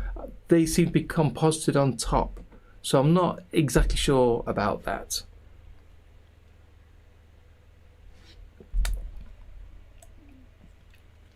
Which way, Maria, did you do your teardrop? As the ball moved, say, from left to right, am I going in the right direction? Left to right, yes. I'm looking at the mirrored camera. So you move from left to right. Did you have the larger part of the teardrop, the ball, on the right to the front of it as it moved that way, or do you have it at the back? Which way around did you go? So I want to change the position of some of these. So again, as I say, I drew these more for the size, and now I can adjust the timing and position to match what I expected. I might need an extra frame in there. Let's rotate a little bit as well. And then the spacing here needs to be further away than the preceding frame, but this green frame needs to be then slowing down and easing into. So I need to be careful on where that is.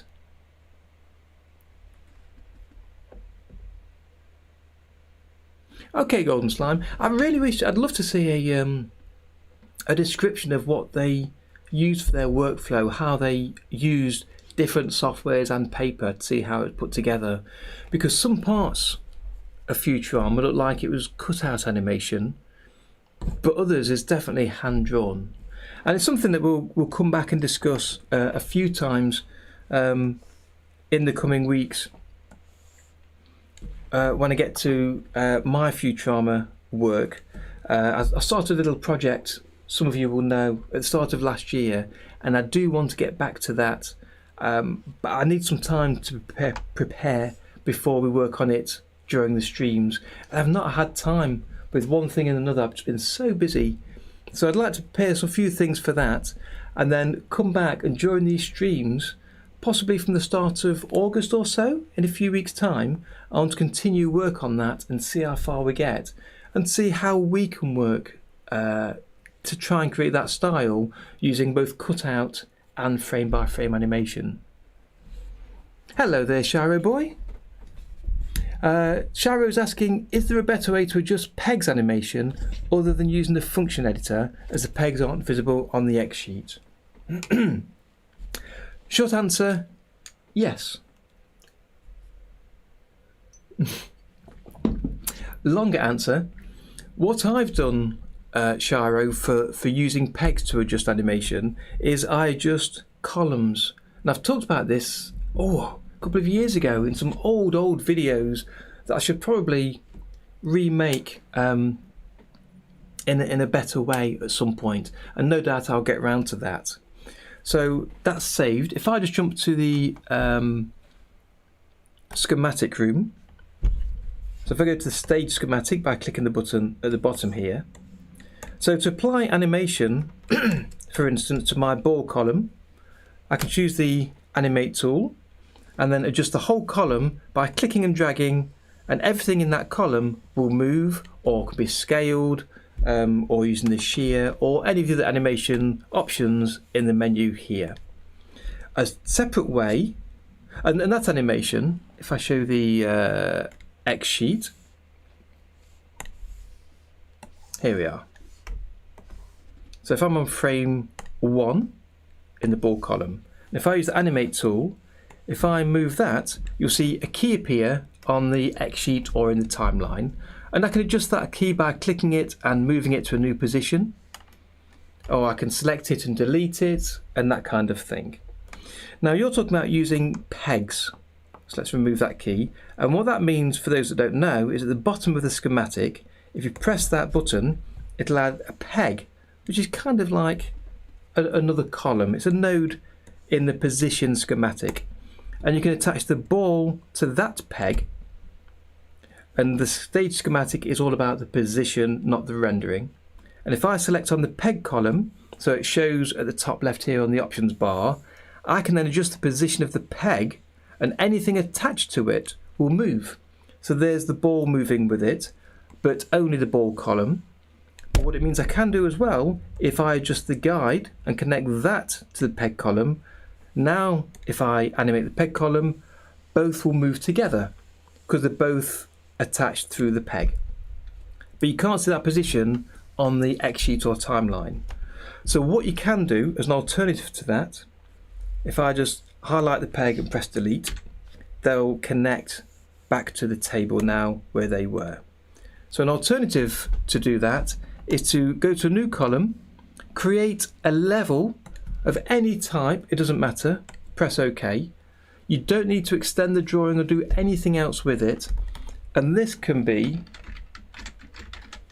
a new position column. So if you take that column and connect the ball and the guide columns through this, that can work like a peg. So with the position column selected, you can see it at the top left, and I can then change the type and animate that column, and that moves the ball and guide column because they're connected, but it also shows a key on the timeline. So if I go forward a few frames and move it again, you see a second key, move forward again and a third key. And now, if I scrub through those frames, you see the ball and the grid moving. Now I can see I've got an onion skin shown there, so let's remove that. So you can see both columns moving to where that third position column has got the animation keys set for. And that also means now, because I can see the keys on the timeline, I can choose to move them. So I can extend the timing of this third key so that it lasts longer when the movement happens between those two keys. So you can adjust it directly on the timeline or X sheet. And that's the best way to avoid having to edit your keys in the function editor. So I tend not to use pegs myself because they are invisible to the X sheet. I hope that makes sense. Good news, everyone! Thank you, Golden Slime. It's BVS Beast, welcome back. Yes, I do remember you. Good to have you back with us. Glad you managed to join us at last, and if you've got time to join in with this little animation exercise, please do.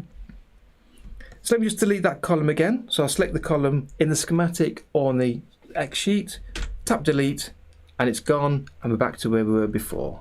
So let's go back to the drawing room. Yeah, no problem, Sharo Boy. I hope that helps.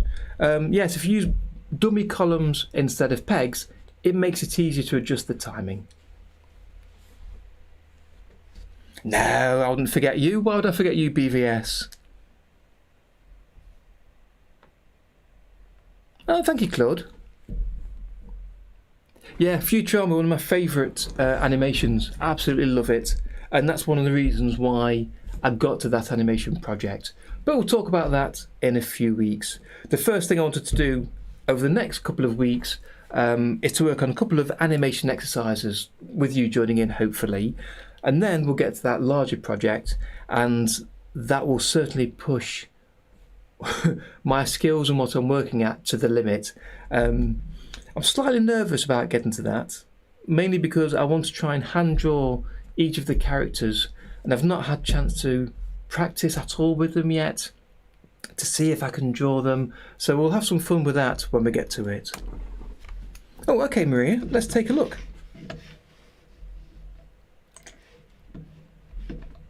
So Maria shared the first draft of her animation.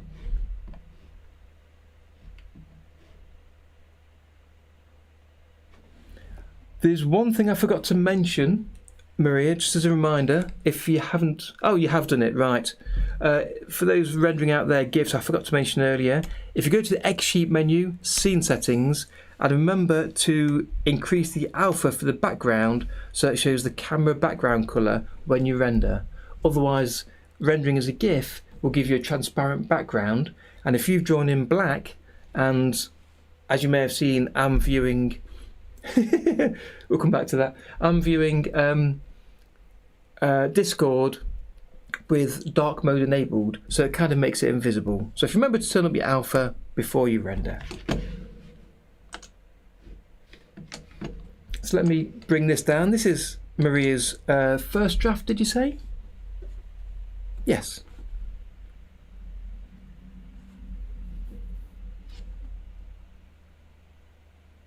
Oh, excellent, yes. So it looks like you've taken the kind of the roller coaster route. So the ball is riding along the top of the track. It fell off at the end. I love that bit. It falls off and then comes back on itself. So yes, there's a few different ways of doing this exercise. That's an excellent first go. Excellent first attempt. So what I'd suggest, I'm sure you've got ideas of your own, but what I'd suggest is to have a think about the timing and add in some more slow-paced areas. So perhaps at the top of this corner, at the top right, have the ball go really slow over the top before it starts to move again to show faster and slower timing. If you look at your onion skins and look at the spacing between the circles, you want to see some circles really group close together and then slowly start to spread apart as they accelerate. But that's excellent, that's really good. And then you've got your I love that. Your monster animation with the balloon. And again, if you're intending to do some more work on it and you've got time to clean this up as you're suggesting, drop a message to Tony, drop a quick tweet to him to let him know, and it can then hang back on putting his video together. But I love that idea, having the balloon there. So let me just pop this over the top.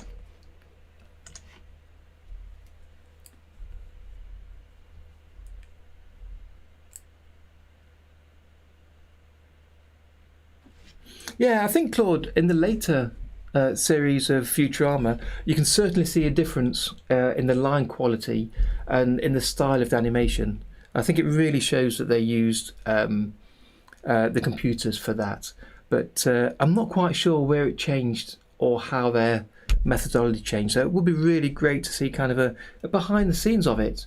Maybe a retrospective looking back, 10 years later, 20 years later. I don't know how long it's been so far. Okay, Mark, great. Yeah, that looks really good, Maria. Thank you for sharing that. Okay, so let's see where we are here. Let me just hit play. Yeah, that's all right. That first part there is fine. I'm not sure if I've got the speed. Let me do loop play when it falls down. That's not bad. No, that's okay. I'll leave that as is. I'm really happy with that slow movement over the top and then the acceleration. This is kind of what I want to get out of the exercise, personally for me, of to balance the slow and fast pace and to change between them without it being too jarring. I don't want it to move slowly and then suddenly zip. I want it to move slowly and then accelerate in a quite smooth way. But bearing in mind that in my mind I wanted kind of a bird zipping originally. I think I've drifted a little bit away from that, but I've still got kind of a smooth movement that I'm happy with there.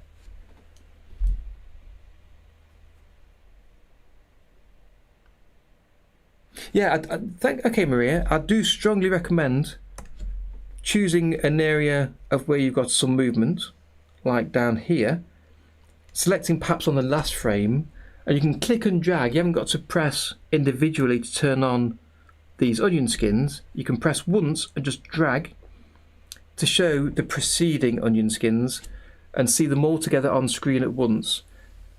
And by doing that, you can visually see the time. It's kind of a peculiar thing to start to get used to, which to be honest, I think you have, but to be able to see on screen in a single image what happens over time, and by looking at the spacing between these to recognize that some of my circles here haven't got the right spacing, so where it speeds up and slows down.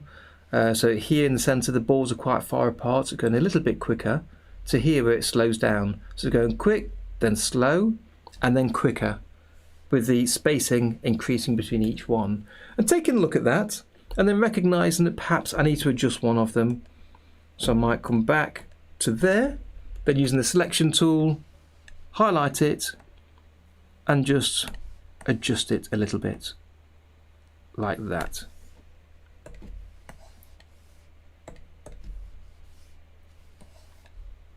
So making sure the circles are lined up so they're not jiggity jaggedy as they move around. The spacing fits to what you're trying to express. So yes, definitely look at it, and the spacing between two different keys is really interesting to look at. And this is something I try to encourage in the animation challenges as you go through each one. Part of the challenge is to upload a GIF of the animation, but also the onion skins, so you can start to look at the onion skins and recognize the patterns and get a feel for the timing while looking at a single image. It's quite an interesting thing to get used to at the beginning. Sorry, animating with Leo, you asked earlier, what do I use to draw? I've got a Huion tablet. It's a screen tablet. I treated myself a little while back. I was using a Wacom non-screen tablet for about 10 years, which for me worked perfectly fine.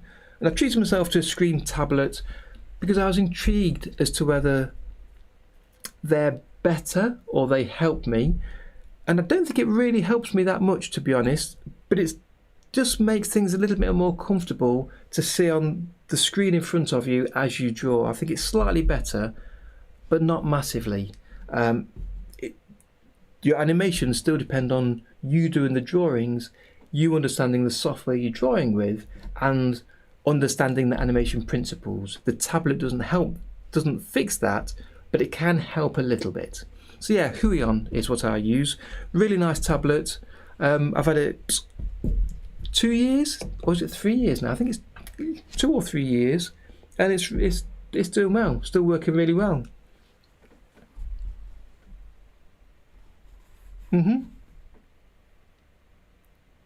Yes, that's right, Tamar. Yeah, exactly that. Animation on a path using ease in and ease out, trying out and pushing ourselves, especially those of us newer to animation, pushing ourselves to try different pacings, to see what works best. And as I've got here, to see best how to represent speed with, as I've got the action lines or smears or multiples. So that's why I've tried to get a few areas where I've got these double chevrons, the arrows of where it's travelling fast, to push myself to try and get the speed shown best I can.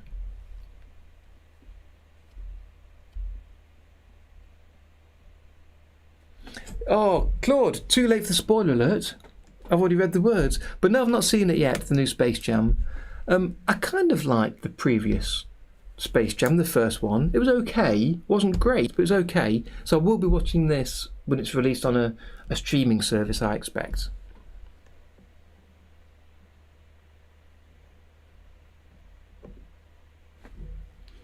Okay, Mark, thank you for sharing that. Yeah, I mean, a lot of people I know struggle a little bit with drawing on a tablet that's not got a screen and looking up at the screen while the hand's drawing down here.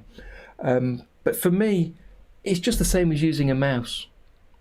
The hand-eye coordination of the mouse on the table and looking up at the screen to see the mouse moving, the same thing is with the pen. But it's not quite as instinctive as it is with pencil on paper or seeing it on the screen. So you've got two options. However, I will mention Jer Henning, some of you may know, who uses Tahoma to draw with. He draws on vector levels almost entirely, and he uses a mouse to draw with. So you don't even need a tablet, particularly if you're using vector levels, because a lot of the vector level drawing is adjusting and manipulating the lines on screen, which is just as easy using a mouse as a tablet. So if you haven't got a tablet yet, I'd strongly suggest trying vector levels and using the mouse on that. It works really well.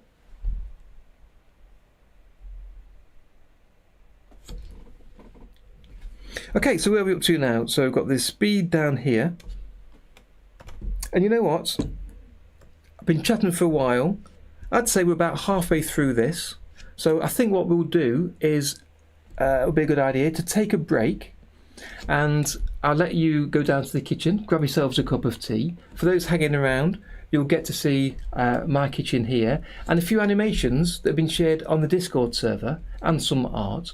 In particularly, there's a section at the very top you can see from Behemoth, who's been animating on video clips, which is something that really intrigued me. I've seen it a few times from QB Hall or Cuball, who's been sharing his or her animations on the server, and Behemoth has been doing some too. So I think it might be something I may have a go at myself in the near future. It looks like a fun way to animate, so take a look at that at the very top. So I'll nip off, grab a cup of tea, and I'll be back in about 5 minutes. So I'll see you then.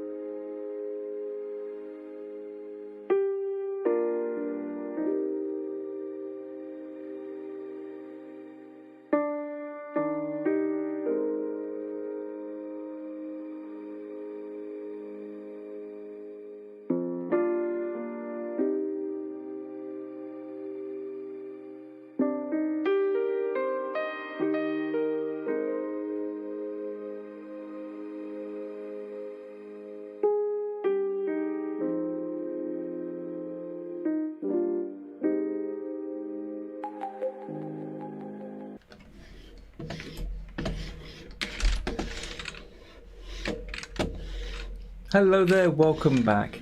Let me just turn off the music, there we go. So yeah, some great animations there and art shared. Full Chain, Greg the Stickman animator, and I can never say the name right, Behemoth. Anyway, fantastic, love to see them, and as I say, in a few weeks I may well try something like that myself. I've been thinking already what I could work on, and I say Cue Ball and Behemoth both doing these sorts of animations. I've really kind of whetted my appetite to give that a go sometime perhaps. So we'll see what comes up in the coming weeks. Suhas, hello there, welcome to the stream. Glad you could make it. So Animating with Leo uses an XP Pen Artist 12. That's really common. I've heard a lot about that tablet being good, and in fact the whole XP Pen range. I would say I've not heard of a bad tablet these days. They're all really catching up in quality to Wacom tablets, but without the huge price tag. So if you can grab yourself a tablet, I wouldn't worry about the brand name. I think just get hold of one that you can afford.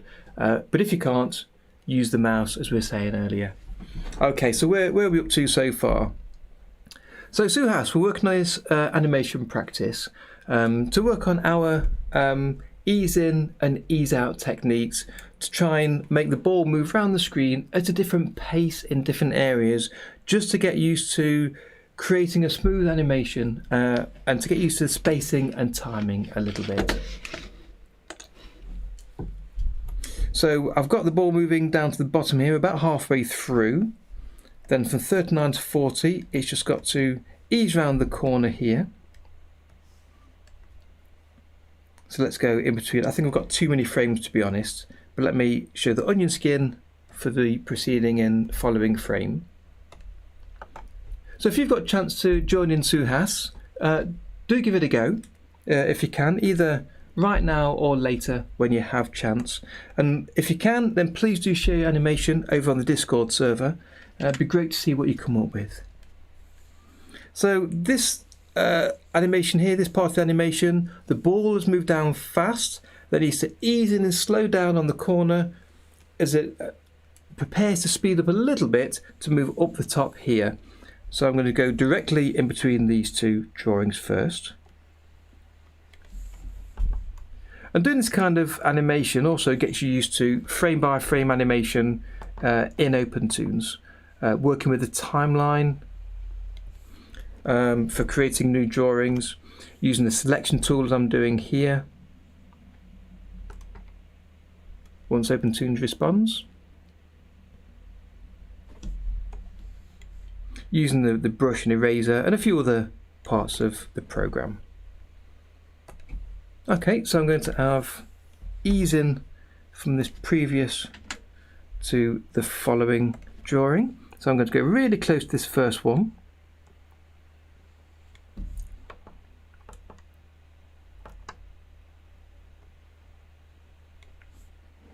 If I can, without drawing a mad shape. And as I said earlier, I'm not concerned about the drawings being particularly accurate or good. This is the planning stage of an animation, if you like, just to start to work out the spacing and the timing of the character moving around, and then you would create then a second level on top of this and draw to model the character much neater over the top before finally inking. So it is just the spacing I want to consider. And I'm showing this at 12 frames a second, so each drawing is equivalent of being shown for 2 frames at 24 frames a second.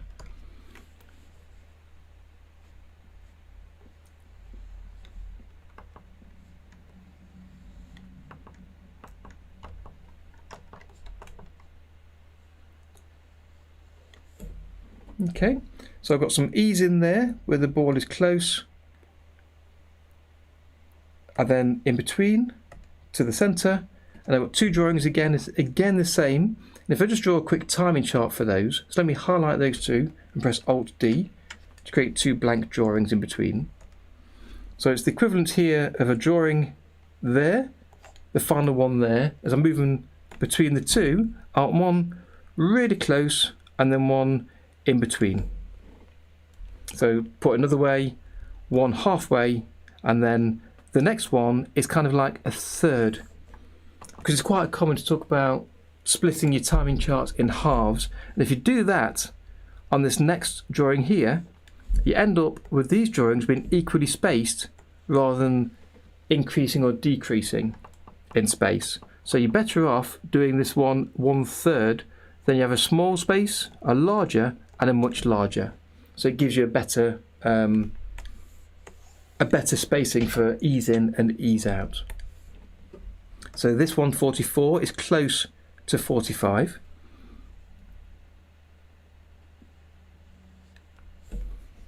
.43 is then in between the two. So I'll literally draw the top part of the circle between those two lines.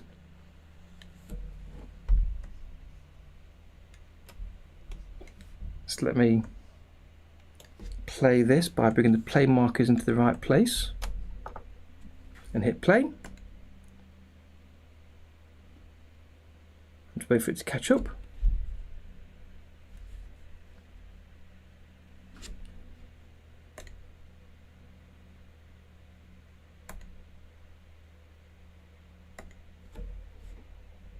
It's got a little bit of a, it's not quite right there. It seems to stutter a little bit on that corner. That's because it's easing out for the next pace. So let's continue. It's kind of speeding up for the next part of the movement. So let's see how we go from there. So go from 45 to 46. And really I've got too much spacing there. So it's going to accelerate a little bit.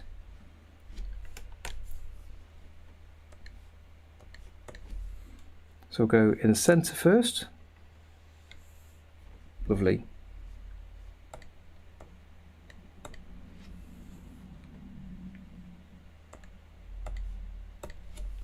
Yeah, it's slowing down. I've drawn it slowing down now. I don't want it slowing down. And that drawing actually is quite a long way off. Although, to be fair, I'm going to delete that to help with the spacing there. Let's show the onion skins. Yeah, so it's accelerating up to there. That's fine. That's much better. So if I show the previous couple of onion skins, I can see the pace that I've got coming towards the next drawing.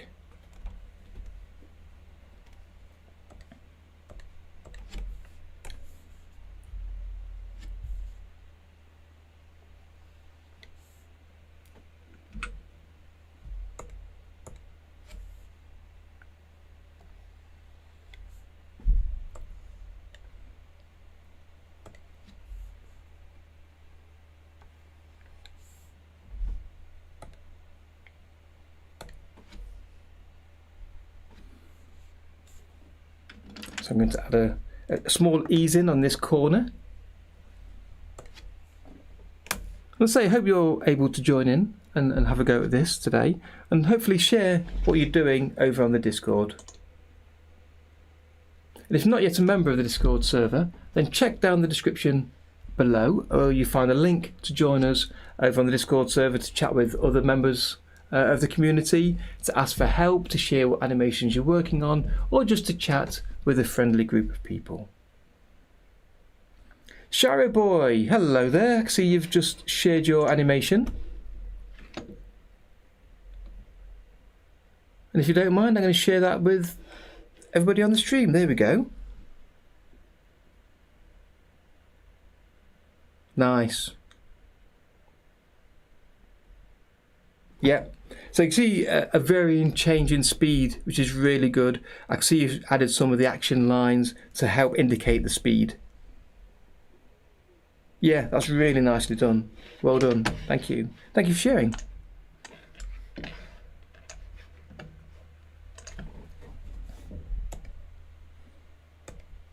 Yep, so number 50 is going to be close for an ease in here.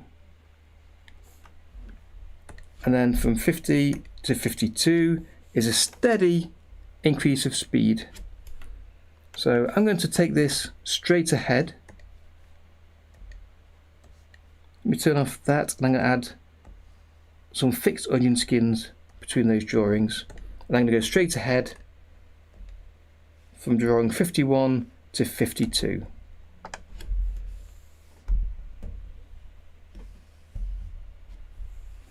So it's easing out. Let me add some blank drawings first by highlighting over all the frames and pressing Alt-D. That'll create me a separate drawing in advance already for each of these. So I can just go ahead and start drawing. So it's easing out here first. It's slowly extended over the top there. I've got my thumb over the button on the tablet for undo. So I can quickly tap undo if I'm not happy with these, and I'll move forward one frame at a time. And I'm looking at the spacing here to try and increase the spacing to add some acceleration.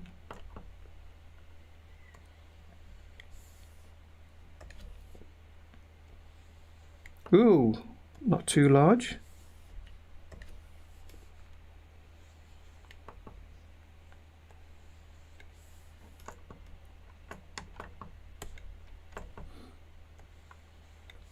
And now I've got this kind of pace.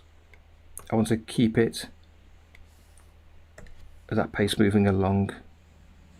So it's fairly steady as he's moving along here.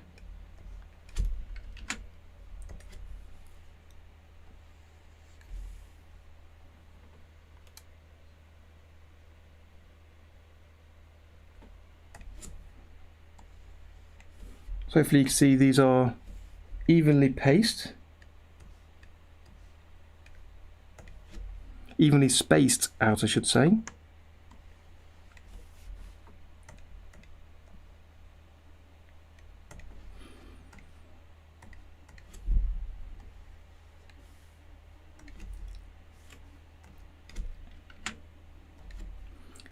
I'm not concerned about the circles being nicely drawn,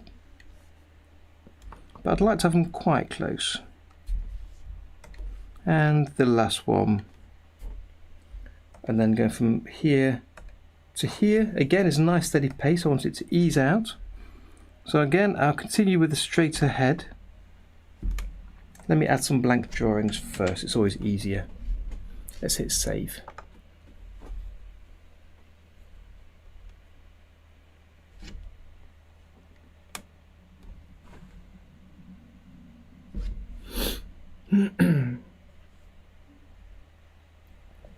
Oh, sorry, loving that 59. I missed your message earlier, sorry. I'm really well, thank you.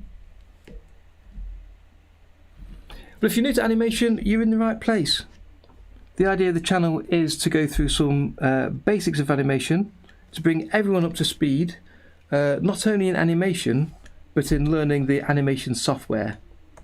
So learning the tools that we're working with, there we go, so that you can best use the tool to help you as you animate. So thank you for joining us.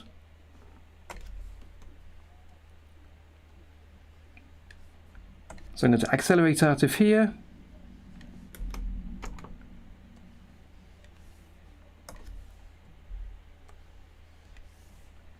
It's a nice steady pace. And then from 71, I'm going to take it straight through here again to drawing 72. So I'll select the gaps in between and press Alt-D to create the blank drawings ready to draw into. Let's hit save. Why did I choose OpenToonz over other applications? Well, years ago I did animate with Flash, which was the predecessor to Adobe Animate. But the payment model is just extortionate and out of my hands and a lot of people's. So I've not animated for many years. And then I heard about Toonz being released for free, which was the OpenToonz version, about 3.5 years ago. And I downloaded it, took a look at it. And apart from the clunky interface as it was at the time, it was exactly what I wanted out of an animation software. So I had to play with it, try to figure it out. At the time, there was only a few tutorials and videos showing how to use it. So as I learned a few things, I started creating a few tutorials of my own. It's just to say, hey, look what I've learned. This is something you can do. And as I got to learn OpenToonz more and more, I just made more and more tutorials. I learned a lot more about the program, and the more I learned, the more I liked. So I didn't bother moving elsewhere. I've seen Toon Boom, Adobe Animate, plenty of others. But for me, why leave a software that works for me? So I've stuck with OpenToonz, and I get lots of feedback from you guys that say how much you enjoy using the program. And for those of us that aren't intending to work professionally in animation, we shouldn't be paying, well, shouldn't be the wrong words. It's nice to not have to pay to use a software that allows us to enjoy our hobby. So yeah, OpenToonz is great, and I shout about it from the rooftops, as those of you that have been here before know. That's right, Suhas. Free and powerful, exactly right.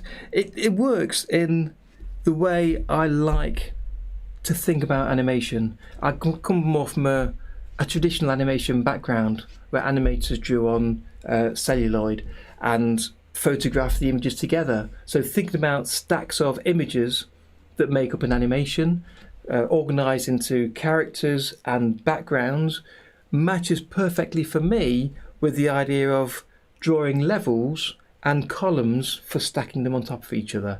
So for me, the way OpenToonz works is just really nice for traditional animation. But then on top of that, you can do cutout, you've got the plastic tool you can use, you've got the effects to use over the top, and every week virtually I learn something new about the program, and there's still so much more to learn about it. It's great, I love it. And I'll try and stop the hard sell now, but it's a lovely, great program, and it just works for me. Okay, so I'm going from 72 to 7. So again, we've moved at a decent pace already. Let me show the preceding drawings so I can see the acceleration, and then here I can continue that pacing.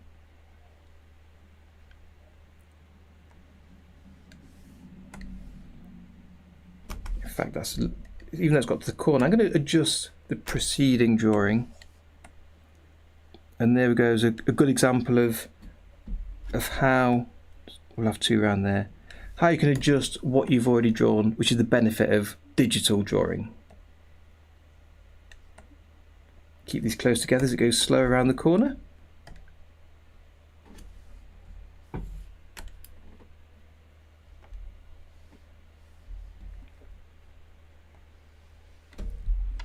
It's a massive circle.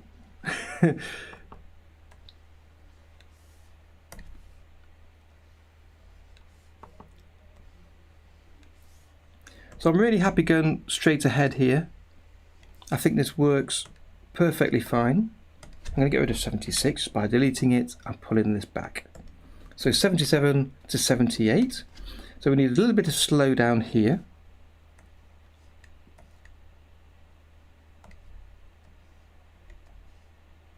Let's add some blank frames in the middle.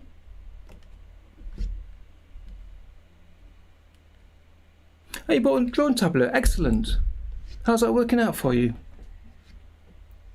No, it's great when people can attend the live streams. I do different things on different weeks, so it's not always the same thing every week. So when people can join in, it's great to have you here.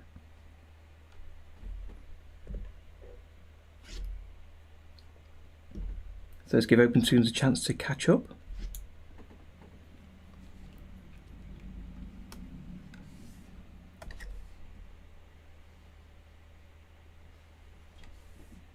And then we're easing in to this corner, and it's going to have a small little wiggle around the corner, around the little chicane. So 81 to 82, let's insert some blank frames. Get rid of some of these onion skins. And I want this drawing to be close to the previous one.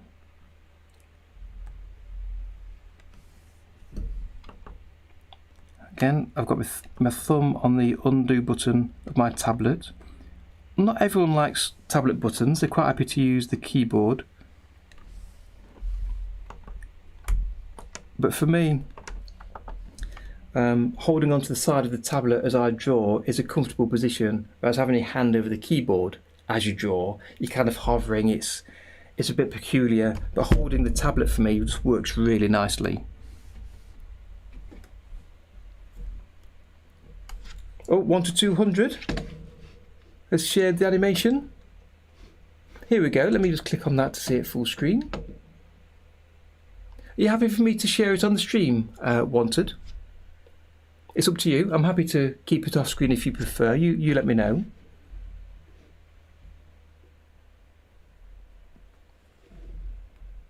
There's no, yeah, I can see there's no background colour. So I can't quite see the movement. If I bring that down, look, you can see here. I've got a dark mode set. I can't quite see that. So if you could increase the alpha on the background to show the camera colour. So again, X sheet menu, scene settings, and then drag the slider here to the right, and then re-render. That'd be great.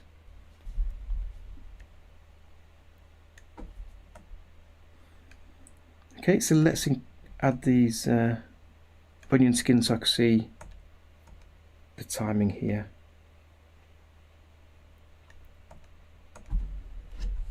Okay.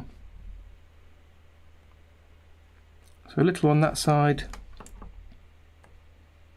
The slight movement again. Practicing the circles is just essential for this kind of an exercise. And we're trying to move upwards as well.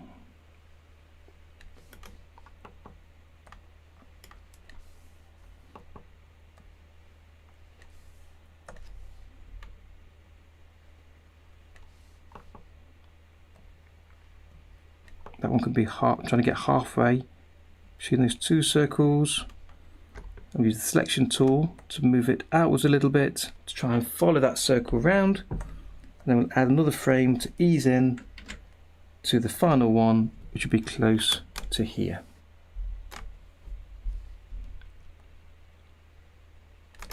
It's too small. That'll be okay. So let's take these away and go from 86 to 87, which is just going to be a speed up, an acceleration. So again, let's highlight these and press Alt-D. And because we've gone tight around that slow chicane, it's still coming out really slowly. So the next drawing is going to be really close to the previous. But remember, on 12 frames a second, so it doesn't need to be insanely close. It's just a relative closeness. Okay, and then space that out further, and then quite a lot. Remembering this circle needs to be close to the previous one, or closer to the previous red than it is to the following green, because we're accelerating towards the end here.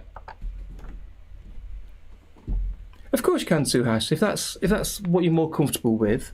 The channel here is really for OpenToonz and Tahoma 2D, and that's what we present and talk about a lot. But really, we're all fans of animation, so whatever works for you is great. However, it's probably worth saying that on the Discord, the channel that we're sharing the animation in is actually made for just OpenToonz Tahoma animations, but feel free to share that today. If I show you in the Discord window, let me bring that back down here, and then if I collapse all of these folders, you'll see I've grouped, let's click onto the welcome, I've grouped a lot of the channels into folders, into groups here. So inside the OpenToonz Tahoma world folder is where the OpenToonz animations and OpenToonz art are, and then we've got an everything else folder, and in there we've got folders for everything else. So if you want to share your Flash animations, Adobe Animate, you can either drop them into the Adobe Animate room or into, bring this down, into an animations channel that's inside everything else. So it's your choice of where you want to put it. but in here is the best place for that. Just drop a message onto the stream here, let me know when that's done, and I'll take a look at it. Hello there, Soda Pop. Thanks for joining us today. Glad you could make it. Well, at the very end of today's little animation, I've got a couple of things to do after I finish the animation though. So I'm here for the next probably an hour, I think. So going from 90 back to drawing number 1, and we're accelerating quite fast. So we talked about different ways to show acceleration, and we've done action lines, we've done a little bit of stretch, not quite smearing, because some people, let me add some blank drawings here. Some people do smearing of a circle here, and they'll do smearing of the like that, as I like to do. So the circle just smeared across as though it's blurred and stretched out. Others do this wacky thing where they stretch out parts of the drawing, and to me, I don't like how that looks, because you see too much other stuff behind a character moving. When someone punches, they'll often draw wobbles of lines coming off the back of the arm to try and show speed, and it's only like the equivalent of the action lines, but thicker. But for me, I don't like how it looks. I can't bring myself to do that at the minute. So I think what I do for this number 3 is the multiples option, which is basically drawing more than one picture of the ball in one drawing. So we're going from drawing 90 to number 1. So let me show you the onion skins for those. So we've been accelerating prior to this. So the next drawing is going to be quite a long way away as it accelerates, and it's going much faster over here. So we draw the ball as it should be, and I keep drawing these things too large or too small, but we can adjust it afterwards. And then the next one is going to be all the way over here.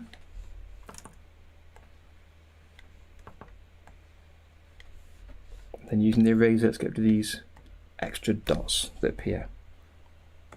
So what is a multiple? Well, 91, drawing number 91 can stay exactly there. It's moving fast, but not super duper fast. So let's make it slightly larger, bring it back a tad. Then 92, we've talked about acceleration already. If it's going faster, this needs to be closer to the previous drawing than the following to show the speed increase.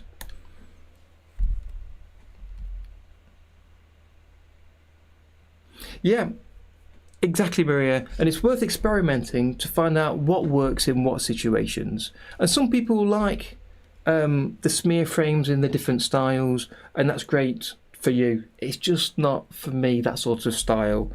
So let me look at the multiple here. So the multiple is just a case of you can draw literally more than one ball at a time in each drawing, but because the ball is moving fast, what you tend to do is to draw part of the ball, and again it's showing it accelerating, so we'll draw it in the middle-ish, like that. And then as it goes past fast, you'll see kind of a flash of an extra drawing in between, which shows the extra invisible fake ball that's moving. Let's do that.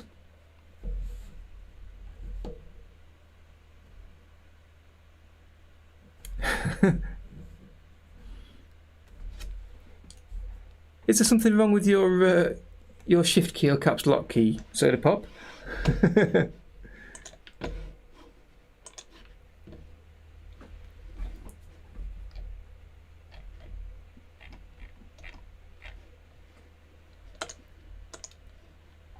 Okay, I'll just remove your previous animation because I can't see that. Let me bring this down here. If I click on that, here we go. Excellent. Yeah, I can see the path of the movement of the ball. It's joined together. It's really easy to draw too few drawings, so it zips along too fast and it kind of almost a flickering ball. You can't see the path of movement, which you can here. I would say it'd be good to have a few more slower spots. So perhaps the top left here, add like 3 or 4 extra drawings in to really slow it down on the corner. And as it curls up here on this top corner at the right, again the same, give it some slow drawings and then you can get some pace for the next section. But that's really, really good. That's really good to see. Thank you. Yeah, absolutely. Deflating balloon is, again, it's the story you want to tell for what you're doing here with the movement. You want to get a feel for a character, and the circle is really just a placeholder for the character moving around. Okay, so that's the final key, and we just need to move into drawing number 1. So let's ease in slightly with, let's do 1 drawing and we'll see how that looks. So let's create a blank drawing and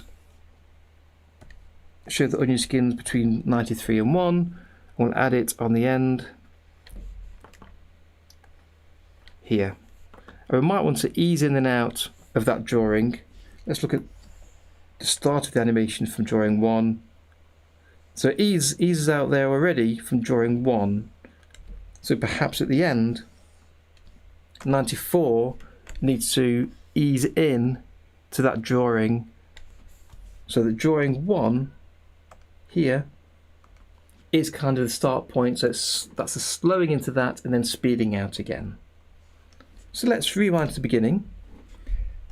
In fact, let's adjust the playhead to the very end, 94.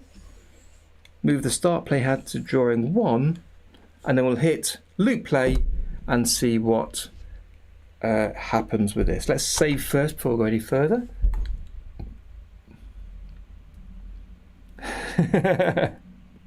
Okay, Soda Pop. Why are you spilling soda? By any chance did you have a whiskey in your other hand? Right, let's hit loop play and see what we've got.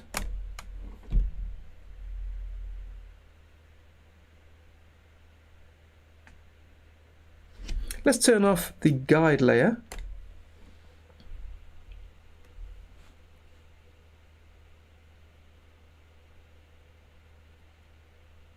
So for me, that's really interesting to see those 3 different techniques for moving fast. I like the action lines there, the whoosh lines.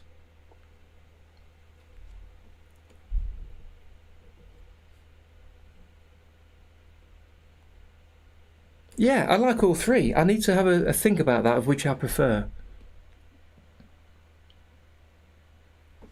So I'm not sure if there's any parts I want to change on that. Cheers.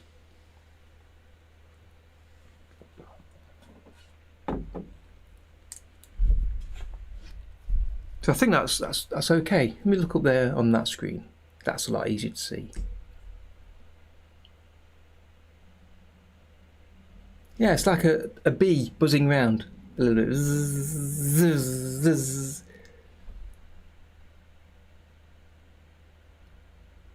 I like it. I'm happy, surprisingly, with how that looks. I could adjust the timing a little bit more, add some parts, add an extra frame to make them go slower or smoother, increase the speed, but I'm quite happy with the basic way of how that looks. So there's 2 things I wanted to do with this. Again, going back to the original video from Animator Island. One is I'd like to colour in the ball. And the second thing is to duplicate the ball, so you have 2 of them or 3 of them following each other. And I'll show you a couple of shortcut ways to do both of those today. Thank you, Shiro Boy, I appreciate that, thank you.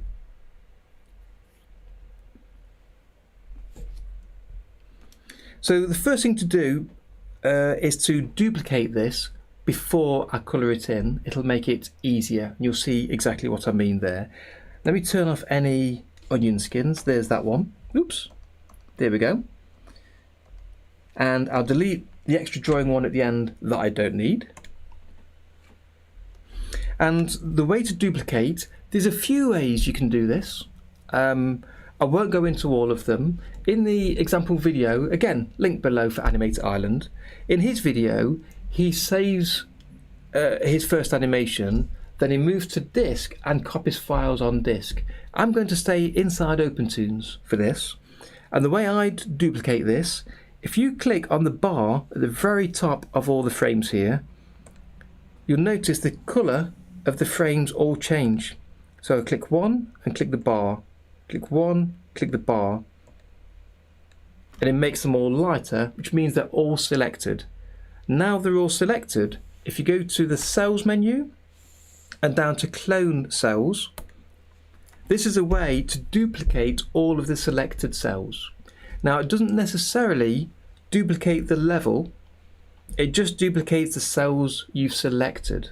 So if you remember earlier, I've deleted a couple of my drawings off the timeline, so that's deleting the exposure of those drawings, but the drawings are still in the actual level. And if that doesn't quite make sense, don't worry about it, it's not vitally important. But the main point is that it's only the cells that's exposed on the timeline that will be duplicated. So we can give this a name, and it starts off by adding underscore clone. So this name can be second, because it's the second version of this level. Press OK.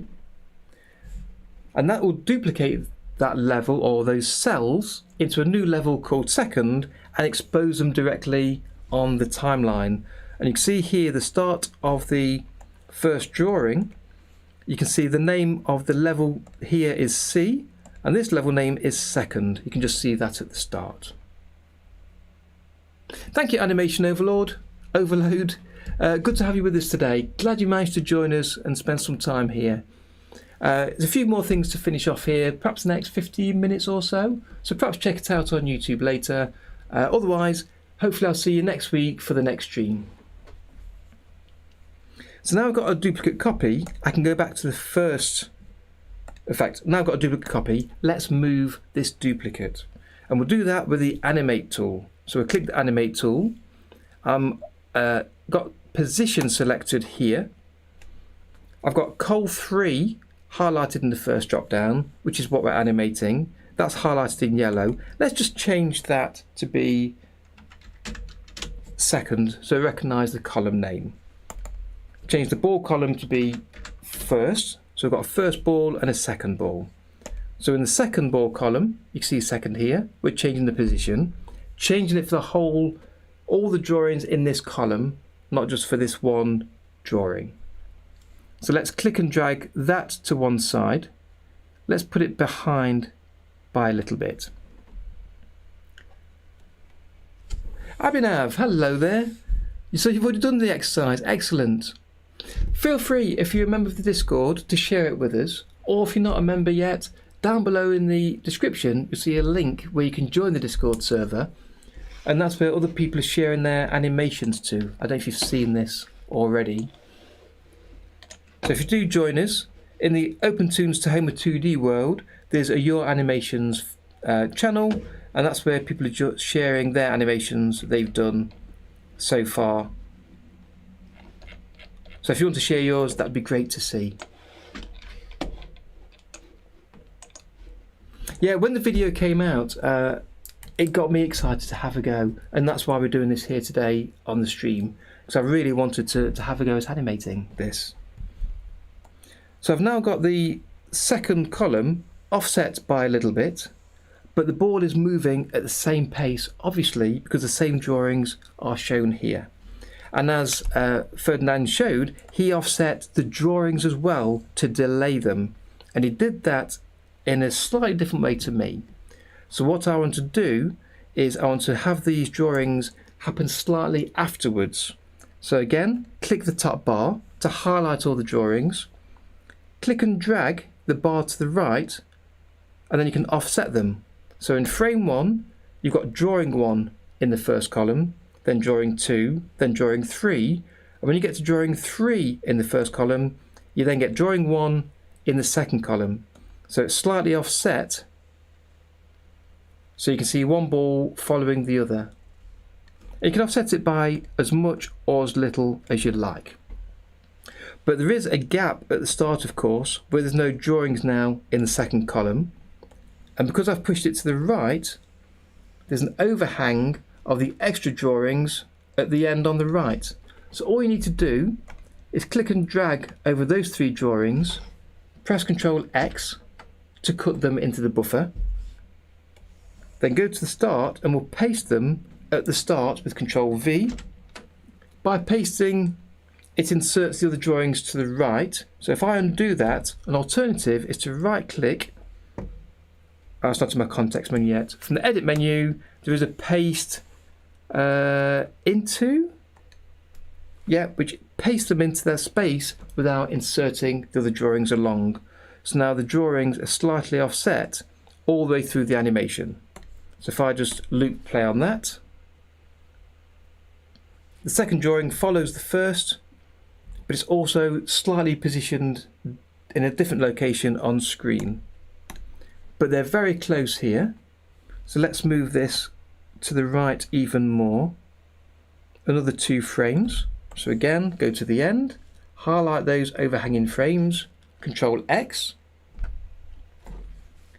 back to the start, click in the first frame, edit, paste into. And now they're offset by quite a bit more, but the board just manages to catch up a little bit with it. Animator Island is great channel. We share some really good content, and that's why I wanted to mention it today for people to take a look and perhaps follow him, watch this video, have a look at the few videos on the channel, and give him a subscribe. I think it's well worth your time to look at.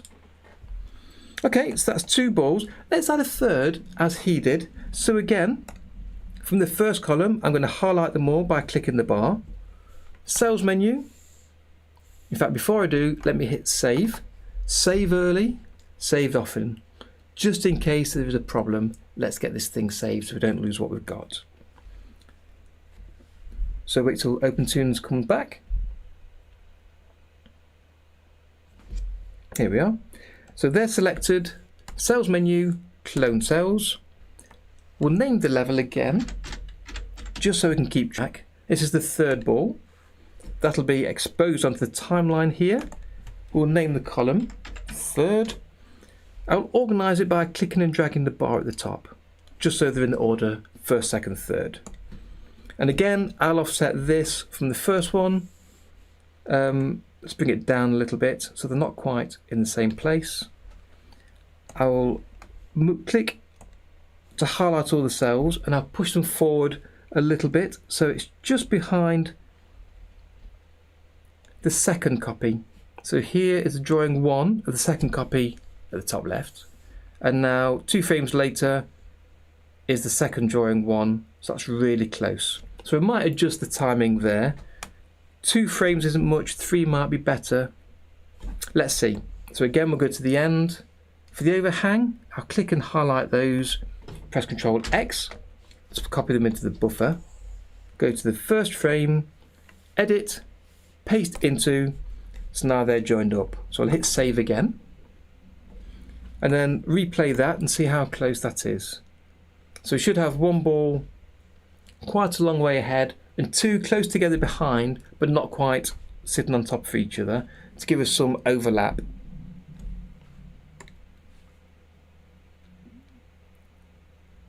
So I can see now it's struggling to keep up the play rate. It's down to 7 frames a second there. So they're bouncing quite a lot, so I might need to move them closer together. Let me preview this. So we'll go to preview settings, because then it can pre-render them and it'll play at a faster pace. I'll add some shrink to reduce the size. I'll reduce it down by half, and then from the render menu hit preview, and that'll open a window for me to preview within. Let it pre-render that with all these colours at the bottom, and then hit loop play and see how that looks. Let's pause that, bring it down to 12 frames a second.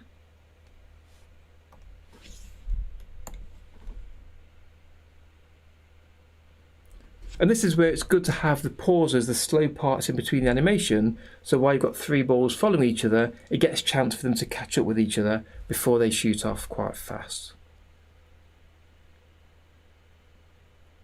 So where it's the long sweeps, I think they move quite nicely together, but these parts where it's quite slow and it's quite small tight areas they're moving, it's a little bit of a jumble. So I'm going to bring them closer together for the spacing for that. Yeah, that's right, Maria. It's well worth changing shortcut keys well, to be honest, overall in the program, it's good to change the shortcut keys to get the keys you use most often to hand, and paste into is a really useful key to use there. So I'm going to bring this back by a couple of frames. So I'm going to delete frames 90 and 91 from the second ball, and then click and drag the other drawings backwards. And if I go to the end, you'll see a gap of 2 where I remove the drawings back. And to fill that gap, the easiest way is to click and drag over the last 2 frames. OpenToonz will recognise that this is a sequence of drawings moving along one drawing number at a time. So when you drag the handle, it'll add the following 2 drawings automatically. So that's a little bit closer, so we'll see how that goes. And I'll also do the same for the column above. So I'll delete 4 frames here, drag this back to the left. In fact, I want this, let me undo that. There we go. I want number 1 to come back 2 frames, so let's delete 2, bring it back by 2, we'll go to the end, and then again highlight the last 2 drawings, then click the drag handle to insert those. Let's hit save. Have another cup of tea.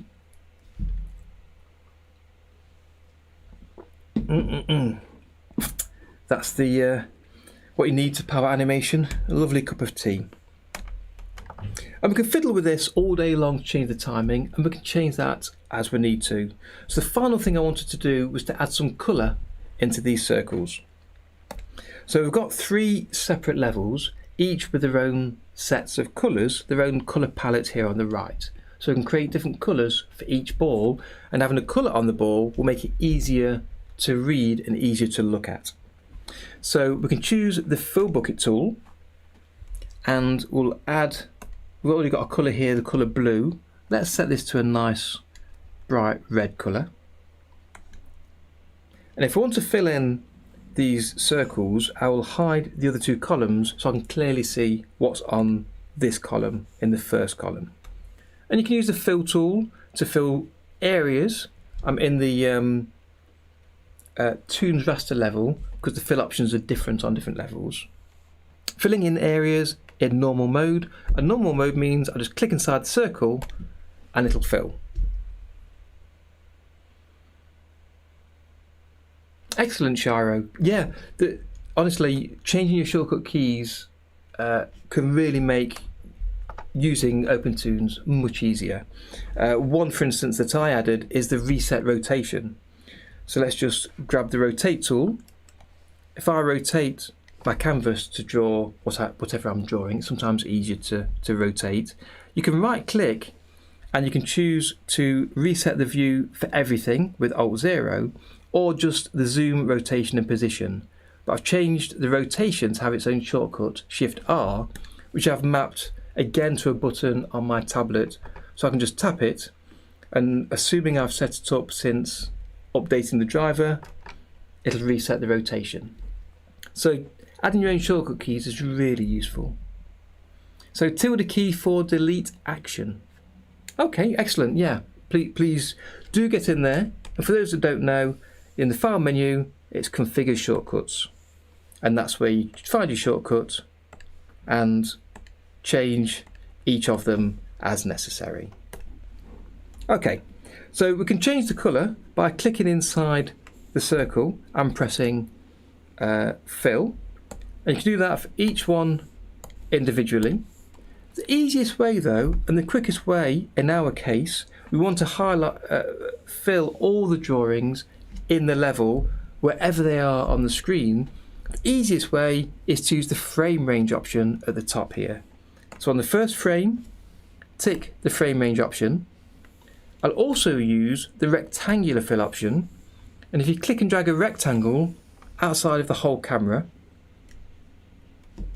and then move to the last frame, select it and draw a rectangle around the camera. When you release, OpenToonz will interpolate between those two positions and do a fill option on the whole screen from the first frame through to the last. So if I scrub through here, you'll see the ball has been coloured in on all of the frames. There's one it missed because I guess the ball wasn't a closed shape. Yeah, I can see some gaps there. So we can untick the frame range for a second, and then with the brush tool, let's zoom in a little bit, choose the line colour, complete that line, back to the fill tool. In fact, before I do, let's erase that dot I can see. Back to the fill tool, with frame range turned off, I can draw my rectangle around it, undo that, choose the red colour first, draw the rectangle, and then there it is, filled in. Let's see if there's any others that need filling. They should catch our eye with a small flicker. No, that's fine. So, the first thing I noticed with this is the outside grey line is very, very differently coloured to the red. So I think I'll adjust that by clicking on the grey and make that red as well. So it's a solid red ball. Tony, hello there, welcome. Glad you could join us today. Obviously we've been talking about you a little bit, talking about the Monster Challenge. Maria shared her progress so far, and I believe she might want to do some more work on her little monster. And I don't know if you remember, Maria's is the monster that has, it turns into a balloon, floats up a little bit and then pops. In fact, you'll see this on the Discord server. Let's bring this down. So here, he pops and then reassembles back, and I believe she wants to do some more work on completing that. Amar has talked about doing some more work on his animation, but I'm not sure how long that'll take to complete. So keep your eyes open for messages from him.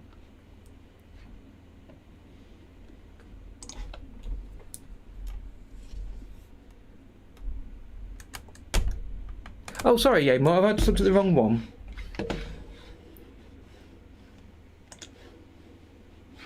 How did I get that wrong? Yes, sorry, that's Amar's with the balloon. Sorry, it's because Maria mentioned having to do some more work on yours, potentially on your second one. There's some really great entries. I mentioned the Michael Jackson moonwalking one that I saw the other day for the first time. That was great. I love seeing that. The imagination and the different ideas people had for that challenge was exactly what I was hoping for.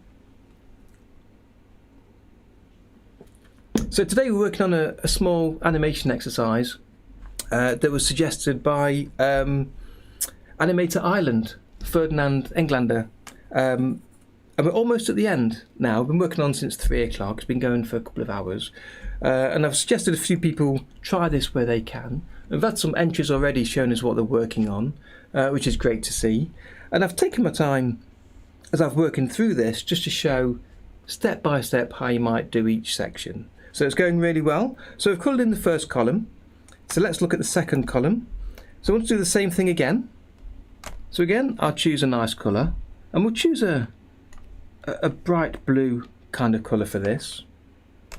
So again, back to frame 1, rectangular type selection, colouring in the areas, frame range, and let's click and drag around frame 1, go to the final frame in this column, 95, click and drag around the outside, and that'll colour in blue.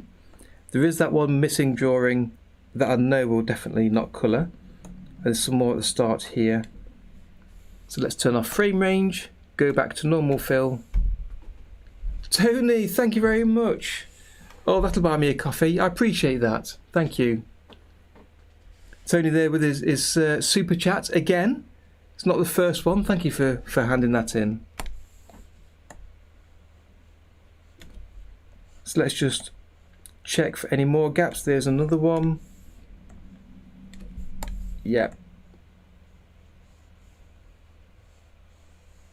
Did that colour any of them in? Let's try again.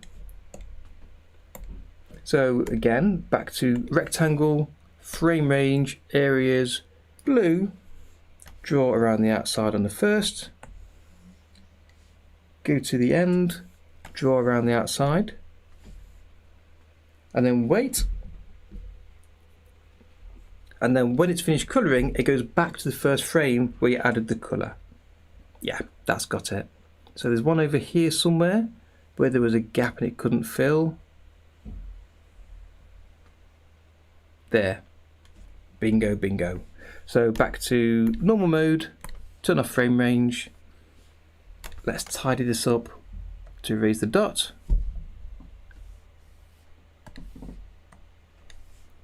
Choose the original line colour, just fill that in, and then fill it in blue, and that should be it. So we're happy with the blue outline, or do you want to change that as well?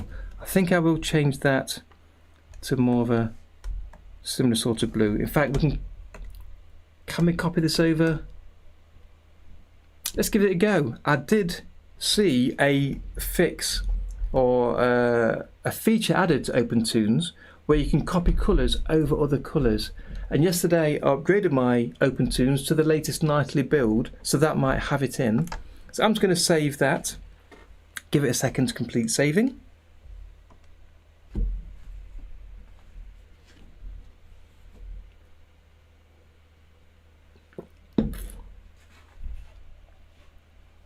Okay, then if I right click on my fill colour and choose copy, then right click on the new colour. Let me just try paste colour. Yes, that updates that to the same colour. So it's an easy way to share colours. So that's really good. Okay, so back to the third drawing. And then we'll start off this time by drawing that shape to complete the circle so it can be filled. We'll hide the second column, and in the third column let's find that drawing over here. There. Again, I use the eraser. Let's go to make sure I'm on the right column, erase that dot, choose the grey outline,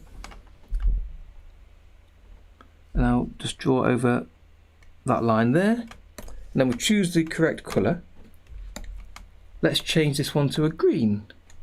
And remember, we can change the colours later. We'll take a look at all three, see if they're really horrendous to look at together, and we can always change that separately. So on the first drawing, I'm choosing Fill Tool.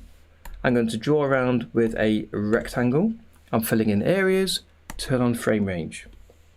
Draw outside the camera. On the first frame, go to the final frame in the same column, draw outside the camera, wait a second. Oh, that was really quick. It jumped back to the first drawing, and I think it's got confused because of the drawing numbers not starting from 1. So let's try again. Fill, frame range,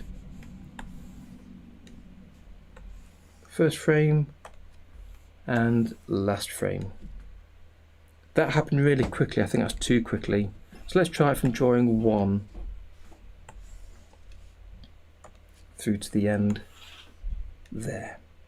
Ah, that's taken its time, so that will be filling this time. Yeah, I've not updated JP for a while, and I thought about it yesterday. And I've seen a few fixes and features going through, like the copying of colours. So I thought I'd update yesterday. Bit of a risk doing it the day before a live stream, but I thought, why not? Let's do it, see what we get. I've seen fixes for drawing smoothness, working better with tablets, and that's worked really well today. I've had problems the past few weeks with that, so I'm really happy. Let's hit save. I'm really happy with the update. So yeah, I've said to people, if you update perhaps once a month or so, just to keep yourself up to date while you're not in the middle of a big project, just in case something goes wrong. And yeah, I'm really happy with that. Okay, Suhas, we'll take a look at that shortly on the Discord. I'll take a look. And again, if you're happy for me to do so, I'll share it on the main stream for everybody else to see. So let's see which of these were coloured and which weren't. So I'll change back to the normal fill type, turn off frame range. And remember, if you've been meddling with the options on the toolbar, which I do recommend doing, do use them to your benefit, but do keep an eye on them. Remember to revert them back if you've turned something on. It's really easy to turn something on and then suddenly the fill tool doesn't work as you expect. So if you do start to change these options, do remember to keep looking at them if a tool doesn't work how you expect it to behave. Okay, we're in normal mode. I can just tap onto that. I use that right arrow key to go between frames. And I think that should be it. And again, should we change the outline colour? So I'll select on the green, right click, copy. On the outline colour, right click, paste colour. So doing this is really useful. I've still got two different colours for the outline and for the fill. So if I change my mind, I can always go to the green outline and make it black if I want to. So you've got the option of changing it. Or if you go to the inner colour, if you're on say vector levels, you can choose one of the vector fill options and change it after you've coloured in. So let's come back to this, press undo. That's now green. Back to frame 1. I'm going to hit save to make sure that's all saved before I click anything else. Yeah, we all go through the hard way, Maria, of seeing problems. But I've seen so many questions from people saying, why does my fill tool not work? Why does my brush tool do this particular thing? And it's because they've changed an option, and it's easy to forget that you've turned an option on. So you have to keep reminding yourself to look back at the options bar to see what's changed and to revert back to where you were before. But there's so many useful features up here that you see in a few different tools, whether it be the selective option or onion skin, the frame range option or what have you. Well worth taking a look at and starting to understand what they are.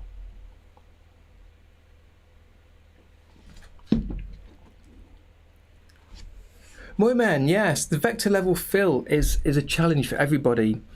If you can use the geometry tools to create automatically closed shapes, the fill works really well straight away.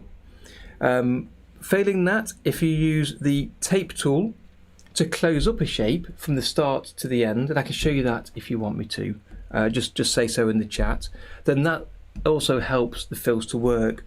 But then the final thing you can do is to go to the control point editor, and where you've drawn your shape, hand drawn shape, adjust the lines to make sure they really overlap, because often the lines don't quite overlap.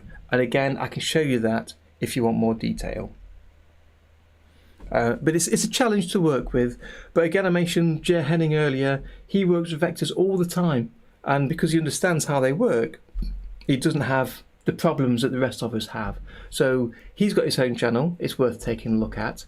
There's a link to that on my Discord server, so take a look at it over there to catch up with him. Jer Henning, his name is. But I can show you a few tricks if you want me to. Yeah, I'll do that in a short while. So hang about for the next 2 or 3 minutes, and we'll get back to showing some of those. So the animation is all the balls are coloured in. Again, I've got the preview set up, so I'll just hit the preview window to open that up. Let it buffer for a second. It's still on 12 frames. In fact, before I go any further, while I remember, I changed the frame rate from 24 down to 12 in the viewer here. That's only changed in this viewer, not in the scene, because when I first created the project, it was created at 24 frames a second.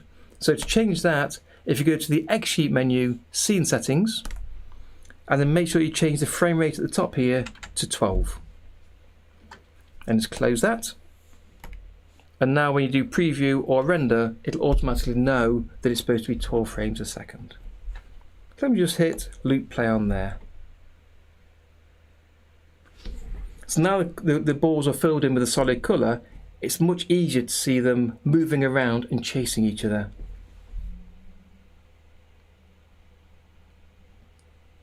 And we can add extra things onto here, and to be honest, I might add a little bit of an effect, add a highlight in his shadow. Might have a little play with that if you like, to see how to do that automatically without drawing it on.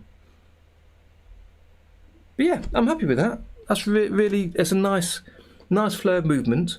I've tried to create some faster parts and slow parts, which I've asked you to try and do yourselves. And I could always, as I say, refine that a little bit more. But to be honest, for what I want to work on today, I'm happy with that. But it is an exercise to come back to. Let's hit save. To come back to again and again, to work on the timing, to get a better feel for spacing. If you remember at the beginning of the stream, as I spaced out my key drawings, I added a rough guess of timing, but they were kind of wrong. So the more you do this, the more right they'll be each time. So it's well worth doing. And for those of you that's thinking about what I've got here as being a bunch of bouncing balls and balls floating around, as I said earlier, try and think about them as having a different character. So they're bees flying around, or birds, or a car on a roller coaster moving, or even a character punching. You still need to have the spacing and the timing working from once he's got his fist to the anticipation to the punch. It's still got acceleration, deceleration, and you need to think about the timing between the two. So if you think about the ball as being a fist, when you pull it back, then you pause, then you slowly accelerate, get faster and faster until you hit the object where it stops dead, and that's kind of a firm punch. You need to feel that movement. And at the same time, if you've got the full character, you also want his shoulder to come forward at a certain pace as well. So this is all helpful with moving balls and bouncing balls. So start with the basics, get a feel for the spacing and timing, and it'll make your larger, better animations much, much better.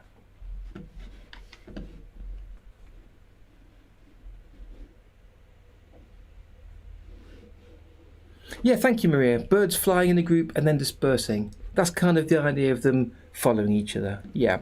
So we've got an example. Someone submitted one. Shiro Boy. That's the earlier one. We've got AVT here.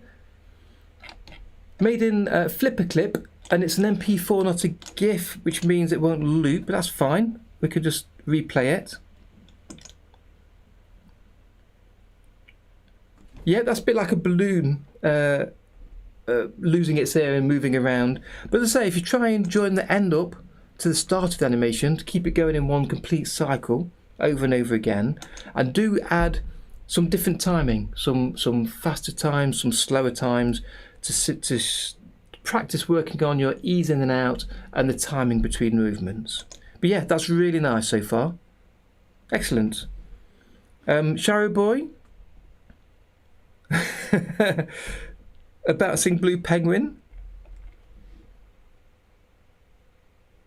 Of course, and I can see the parallax there with the bushes at the front moving past. Nice.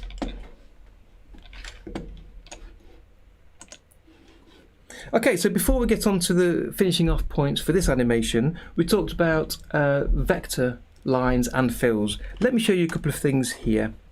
So if we start a new vector level, I've hidden the levels with the balls here. We'll start with a single drawing. That's all we need.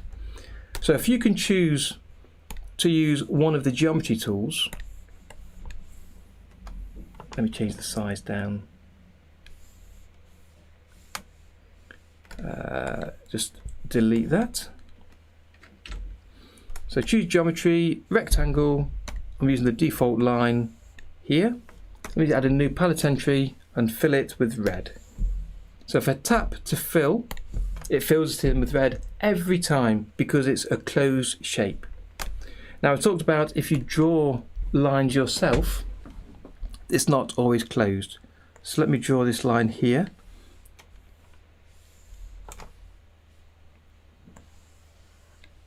And I've got extra line, let's get rid of that. Okay, so you can see it's clearly not a closed line. So if I use the fill tool and choose the red colour, that won't fill. You have got this maximum gap option, which sometimes helps for smaller gaps, but that's too large.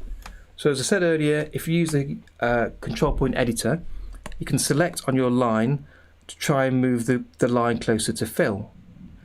But if you've got the option to, and it is definitely a filled shape, then use the tape tool, which is this one here. And if you tick the box here called join vectors, you can now sort of sellotape between the start and the end line. And you can see I'm doing endpoint to endpoint.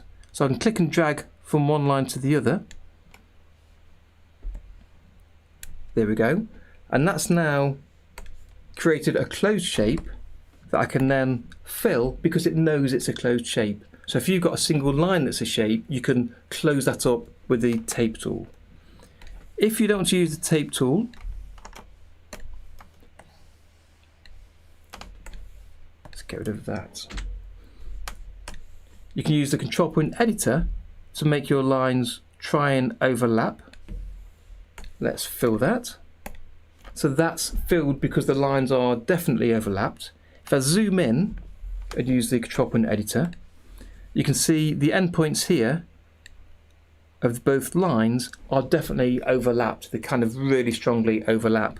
But if I move them away from each other, at some point OpenToonz will realise they're not overlapped and you'll lose that colour, that fill colour.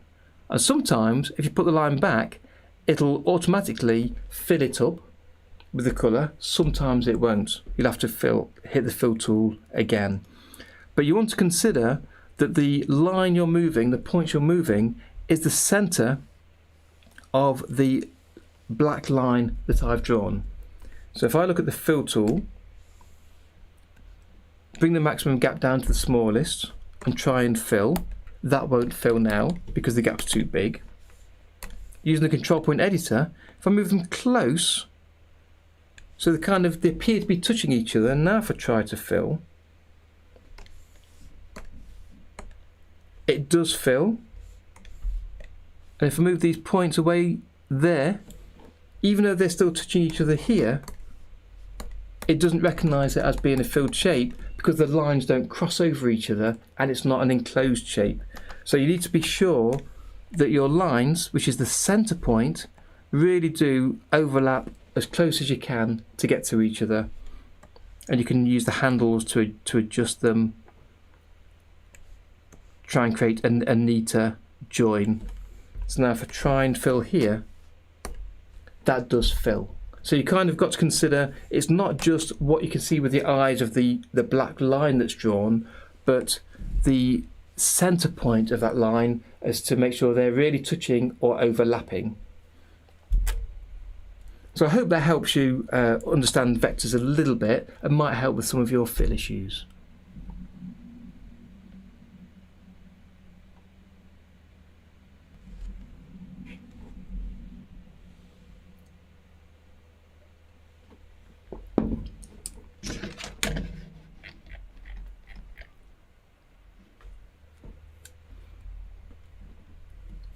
Okay, so let's delete that column and then bring back all three of these columns. Right click on the viewer, fit to window so we can see everything. Now I want to use the effect to add a bit of a highlight and a shadow on this so they're not quite so flat. And I'm doing that just because I can and because OpenToonz allows it. As an animation for the spacing and the movement, that's perfectly fine as it is. But let's have a bit of fun and use the effects. Absolutely right, Soda Pop. It would be fantastic if somehow I could expand the development team, get some funding in place. That'd be really good. Yeah, have a go, Moyam, and let me know. Sorry, Momen. I'm terrible with names. I apologise. Mohimen. Anyway, you're very welcome. I hope that's helped a little bit. Have a play, let me know how you get on. Either pop back into the Discord sometime and have a chat with us, or join me on another stream and let me know how it's worked for you. So let's have a look in here. So the schematic is the best place to go for the default rooms. We'll change to the FX schematic. I'll go to frame 1. Let's bring up the X sheet. There we go. Make sure we're on frame 1 there. Show all 3 columns so we can see everything. In fact, let's start 1 column at a time. Start with the first column. There's the ball. Let's zoom in a little bit so we can see what we're doing. Ah, thank you. Mo Hyman. Mo Hyman. Of course it is. Thank you, Mo Hyman. Yeah, please do come back. Let me know how you get on. The vector levels is one of the trickiest levels to work with, mainly because of the filling and because of the peculiarity of vectors compared to using rasters. I tend to use Toonz raster almost for everything, but occasionally I use vectors for backgrounds or for infilling, but I know a lot of people like to use them. There's huge benefits with using them, so if you can figure it out, that's fantastic. As I say, Jay Henning does some great animations with it, and he uses a mouse in vector level, so he really pushes himself to work hard. Okay, so the first column, which is where the red ball is, if I right click, insert effects, and let's see where the effect is. It's the highlight, isn't it? It's like image adjust, layer blending, highlight. Then press the FX button, do a quick search through this window is easier. Yeah, body highlight effect in the light submenu. So it's a lot easier. I really like this new FX browser search facility. So let's plug that in here. Double click on the highlight node and that'll open up the options on a separate window here. Let me just drag that in. Here we go. Okay, so to use that, let's turn on the preview with this I button at the top right. Zoom in a little bit. And I've not used this this effect for quite a while, so let's see what we can do with this. So first, let's adjust the transparency so it's really clear what we're changing. It's adding a white highlight. It's got a bit of a blur, and it's got an offset of 5 pixels either way. Let's just make this larger by clicking on the black line underneath. In fact, I plugged that into the wrong color. I just realized that's in the third column. So plug the first column in to that. I'll click and drag over the blue lines and press delete to remove them. Plug number 3 back in. Here we go. So bring this back down to the offset of just a couple of pixels each, so 2 by 2, and see how that looks.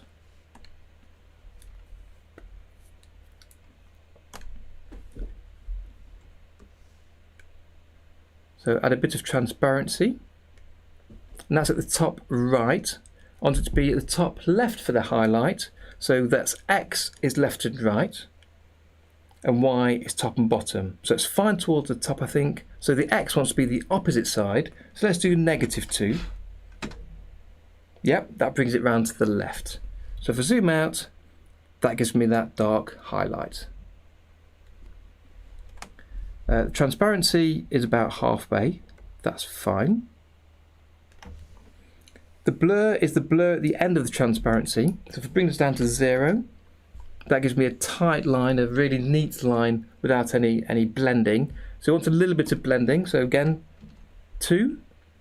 That's quite a lot. Let's bring it down to 1. Okay, so you can see a definite difference between the bright colours and the original colour with a blur in between. Yes, I remember seeing that, Maria. It was really good.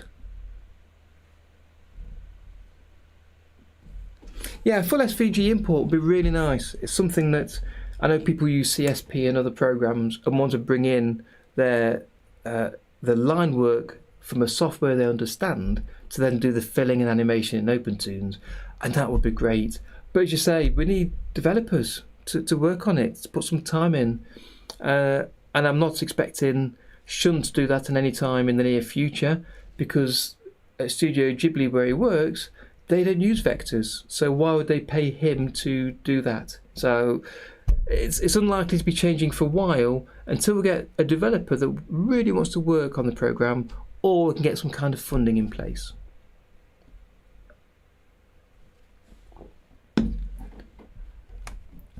Should we try the double highlight that Dave does, just to experiment? So we'll copy that, click away, press paste. Let's connect that into there. And for the second one, let's look at the options and let's invert, change the colour here to use black instead of white, increase the offset, so make that 4 and -4. Right, so that brings it down here. I'm not sure if that's needed in this case, to be honest, so I'm happy to delete that for now. May come and add that later. But now I've got the value set up for this highlight, we can duplicate it for the other two columns, and there's quite a few ways to do that. What I might try,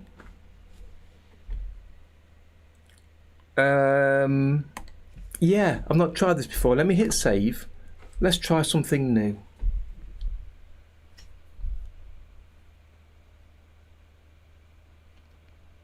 Okay, Maria, I've seen the double highlight and it looks quite nice, but it seems to just kind of give a double, we're using a darker colour, it kind of gives a double highlight. So you get the shadow area followed by the actual colour followed by a highlight. And for this case I don't think I need it, but it seems to come out well for Dave's work. So I need to experiment a bit more with that, I think. Yeah, it did look nice. I saw the lighting differences on your last card.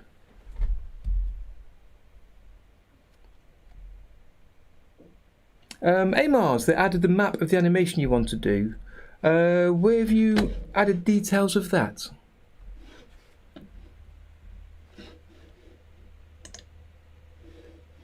Ah, there we go, in the animation channel. Here we are. Let me click on that. I see, yes. Yes, great, yeah. No, I said earlier, it's great to have a story behind what you're doing. And ordinarily, you will have a story. You are animating a flying squirrel. And rather than trying to go straight into drawing a squirrel moving across the screen, start with a ball. Start with just a shape moving around to get the pacing. And that's what you've got going here. Yeah, I can see you've got two paths. The larger squirrel and then the flying bee, who's more erratic as it's moving around. Yeah, great. Looking forward to seeing that. Amar, I know you're a big fan of making things complex. Your imagination flies off with you, doesn't it? So, no, you go ahead. If you've got time to work on this, complex is good. But for everybody else, I always say, start more simple. I mean, today the movement I've done here is quite complex. It could have been much more simple with simpler lines, fewer turns, just to get a feeling for the starting of the pacing, really. But I think each time you change direction is when you're going to have some ease in and ease out. So by having more changes in direction, you'll have more to practice over and more routes to practice. So yeah, that's great. You go ahead. Looking forward to seeing that. And again, keep sharing the progress even after the stream. I'll be on later on this evening, so we'll keep an eye on this and join in the chat. So for anybody that can't finish the end of the stream, I'll see you later to chat on Discord. Okay, so let's duplicate this body highlight. Let's try something I don't use often. If you right click and choose Create Linked FX, that creates a second effect that's linked to the first one, which I believe if I plug in that column to there and delete the extra connection there, and I'll do another one, select on the first highlight, right click, create linked effects, and again that gives me a third one. Let me change the order so it's a bit clearer for looking at this. Move the guide out of the way. So I'll put the second column into that one, the third column into that one. Delete that line and then plug that out. So now each column has got its own node for an effect to plug into, but they're all linked together with this yellow line, meaning if I change one, it'll change them all. So on this one, if I change this from -2 to -4 and 4, it should change the others to be the same value. So if I change this to -2, because I think that's okay, and then 2. Now all three effects nodes have the same set of values. So there's a few different ways to share the same style of effect, using the overlay node to group your columns together first, then piping it through an effect, using macro effects, or this linked effect. Yeah, I know, Amar. No, that's true. You can't help it. I like that. Go ahead. But yeah, you do make life hard for yourself. But I know you like a challenge, and you always come out of it succeeding. So that's great. Oh, the zooming. Of course, I forgot about that. Thank you, Soda Pop. With the latest nightly, or a recent nightly, you've got this zoom bar at the top. So you can reduce the scale to see more frames in the X sheet like you can with the timeline. I forgot all about that. And as you change the scaling in the X sheet, the scaling in the function editor changes to match. Yeah, thank you for reminding me. Okay, so let's hit save. Now I've got that effect on there. All three columns are turned on for preview. So if I fit this to the window, we can see the effect on all three columns. And then if I look at the preview, let it render all of those effects together and then buffer up and create all of the frames to see how they look.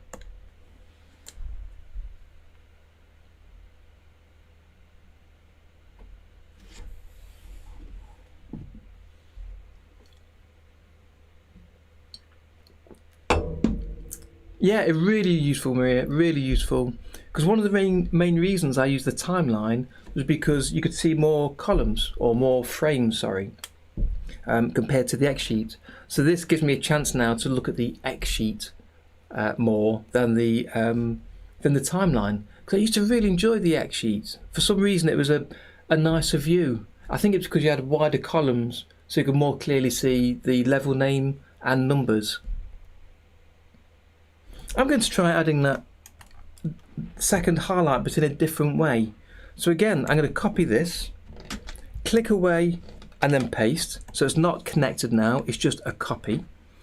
I'll connect that to the previous highlight node. And then this one, I'm going to right click and create a linked FX. And connect the second one to that. Let's move these out of the way. And again, I'll right click on that and create another linked FX and connect the first column into that. And then by clicking on any of these effects, I can change the values for all three columns.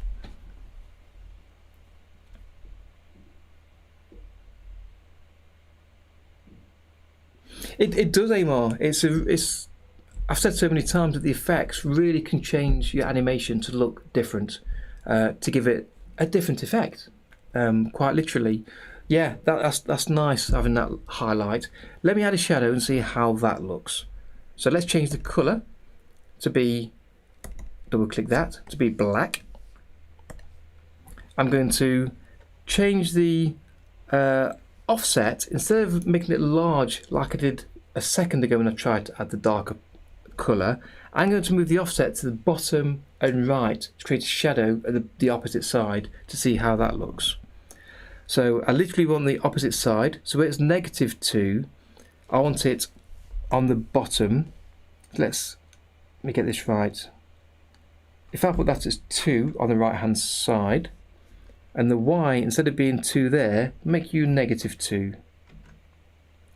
That does put it at the bottom right. quite a large area. I might make this a bit smaller, just 1.5 and 1.5. Get it right, negative 1.5 to make it on the bottom, so it's a little bit smaller.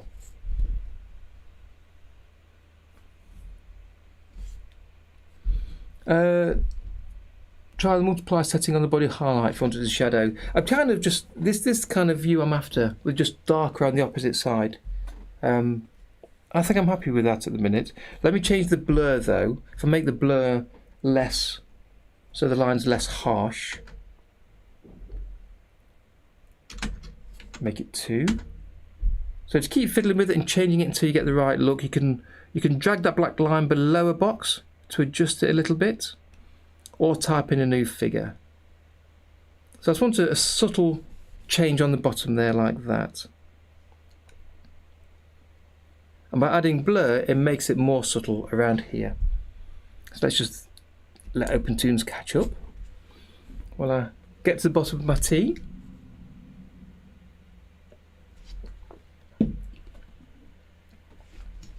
And then we'll change the mode as you suggest, full chain, see how that looks. It's going quite slow, but I'm looking over here at my computer system settings and they are absolutely maxed out. So as I said earlier, don't click in OpenToonz while it's thinking, let it finish thinking. It's less likely to crash. Doesn't mean it won't crash, but it's less likely.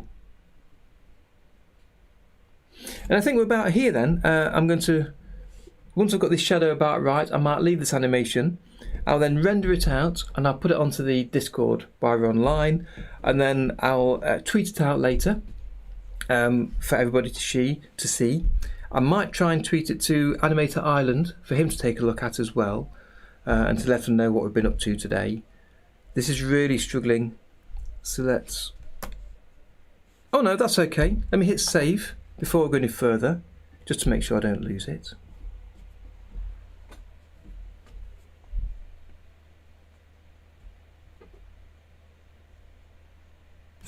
Okay, let's try changing the mode to multiply. See what difference that makes.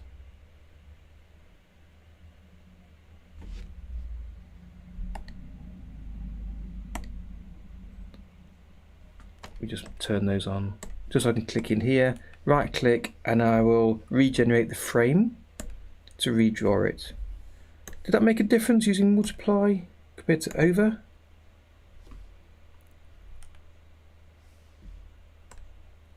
Not really, not a lot of difference, so I don't mind that. But having the highlight on one side and the shadow on the other makes it feel slightly more spherical. Okay, let's hit save one last time and do a preview of that and see how that looks. Okay, let's hit loop play. Now to me, they almost look like balls of putty or Play-Doh moving around. Yeah, that's really interesting. The multiples don't seem to work as well on here. I might change that, or I might leave it, I'm not sure yet.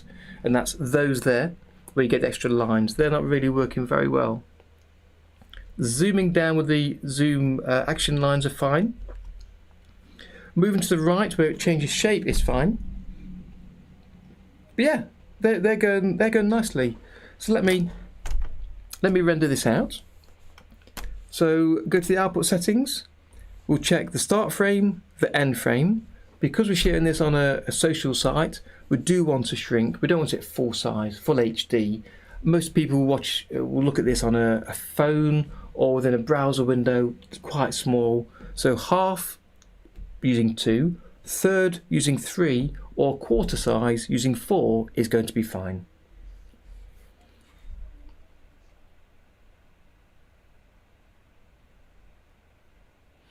Yeah, I don't use the auto-saving, Shiro.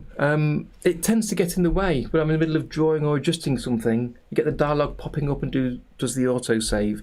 I just try and click save as regularly as I can. and that works for me most of the time. I do lose the occasional bit of work, but I don't get OpenToonz crashing too much. I'm the same as you. Control point editor and the plastic tool are the two places where it tends to crash. Just drawing and animating frame by frame, as I've done today, it tends not to crash so much. So, as we've seen today, we've not had one crash with OpenToonz. Let's hope it continues. But it's the other tools that tend to put the load on and cause the issues.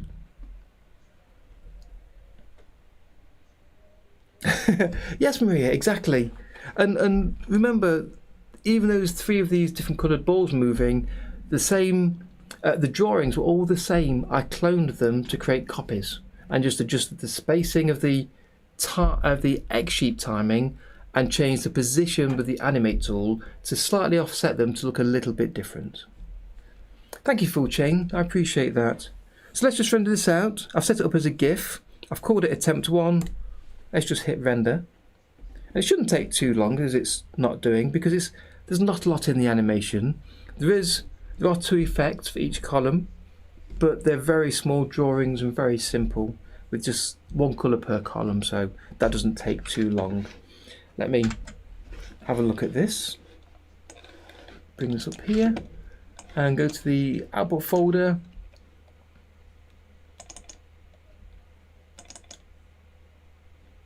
There it is. Let me go to Discord and I'll drop that in there.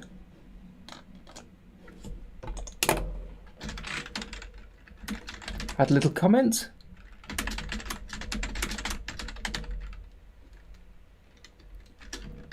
With a little smiley face.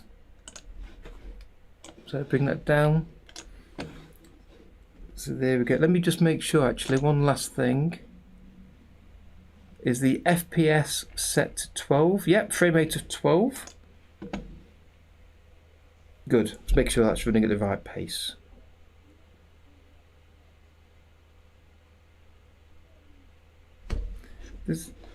Was there a gap in the overlap there? Frames 1 to 98.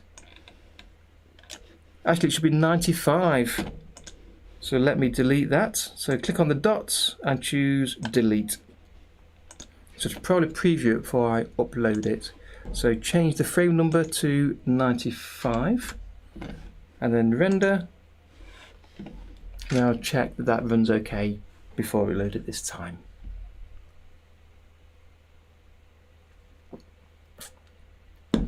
I know, Soda Pop, that plenty of users have problems with OpenToonz crashing on them for some reason. Something about their system or their setup that makes it cause issues.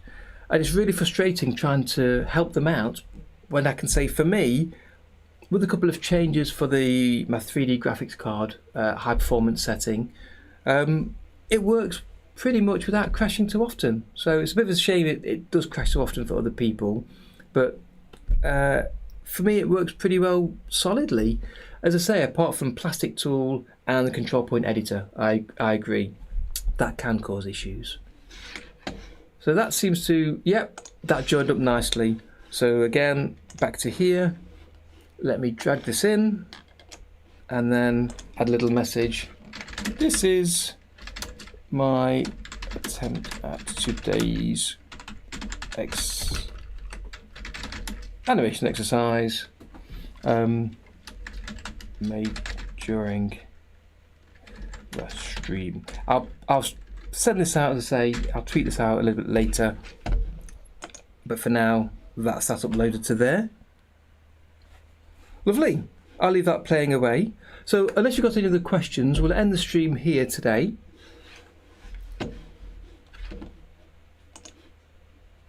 Yeah, I think so too, Soda Pop.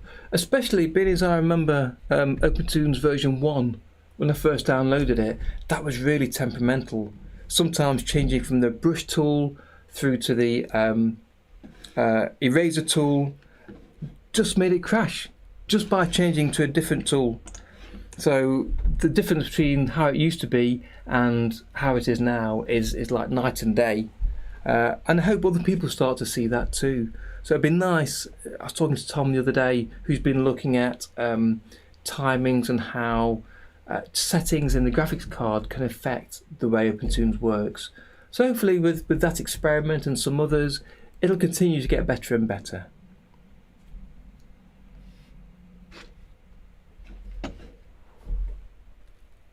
So I think I'll leave it there for now then. So thank you for joining me today. I've had a great time putting this together.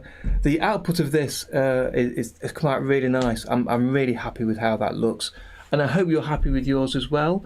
And continue to work on it today, tomorrow, and whenever you watch this video later on YouTube. So I'll see you next week for another Animate-along with a different challenge. So until then, keep animating, and I'll see you during the next stream. And that's a Darren Tea. Have you always wanted to animate but didn't know how to start, and software seemed expensive and difficult to use? Well, with OpenToonz, it's free, powerful, and once you know how, it's easy to use. And it's my mission to get you animating with it today. Hi, my name's Darren, and I've been teaching OpenToonz for the past 3 years, showing thousands of students just like you how easy it is to animate with, and cutting through the jargon to show that anyone can animate with it. And by the end of the course, you'll be able to animate traditionally using OpenToonz. And the course is designed for students brand new to OpenToonz, as well as those new to animation.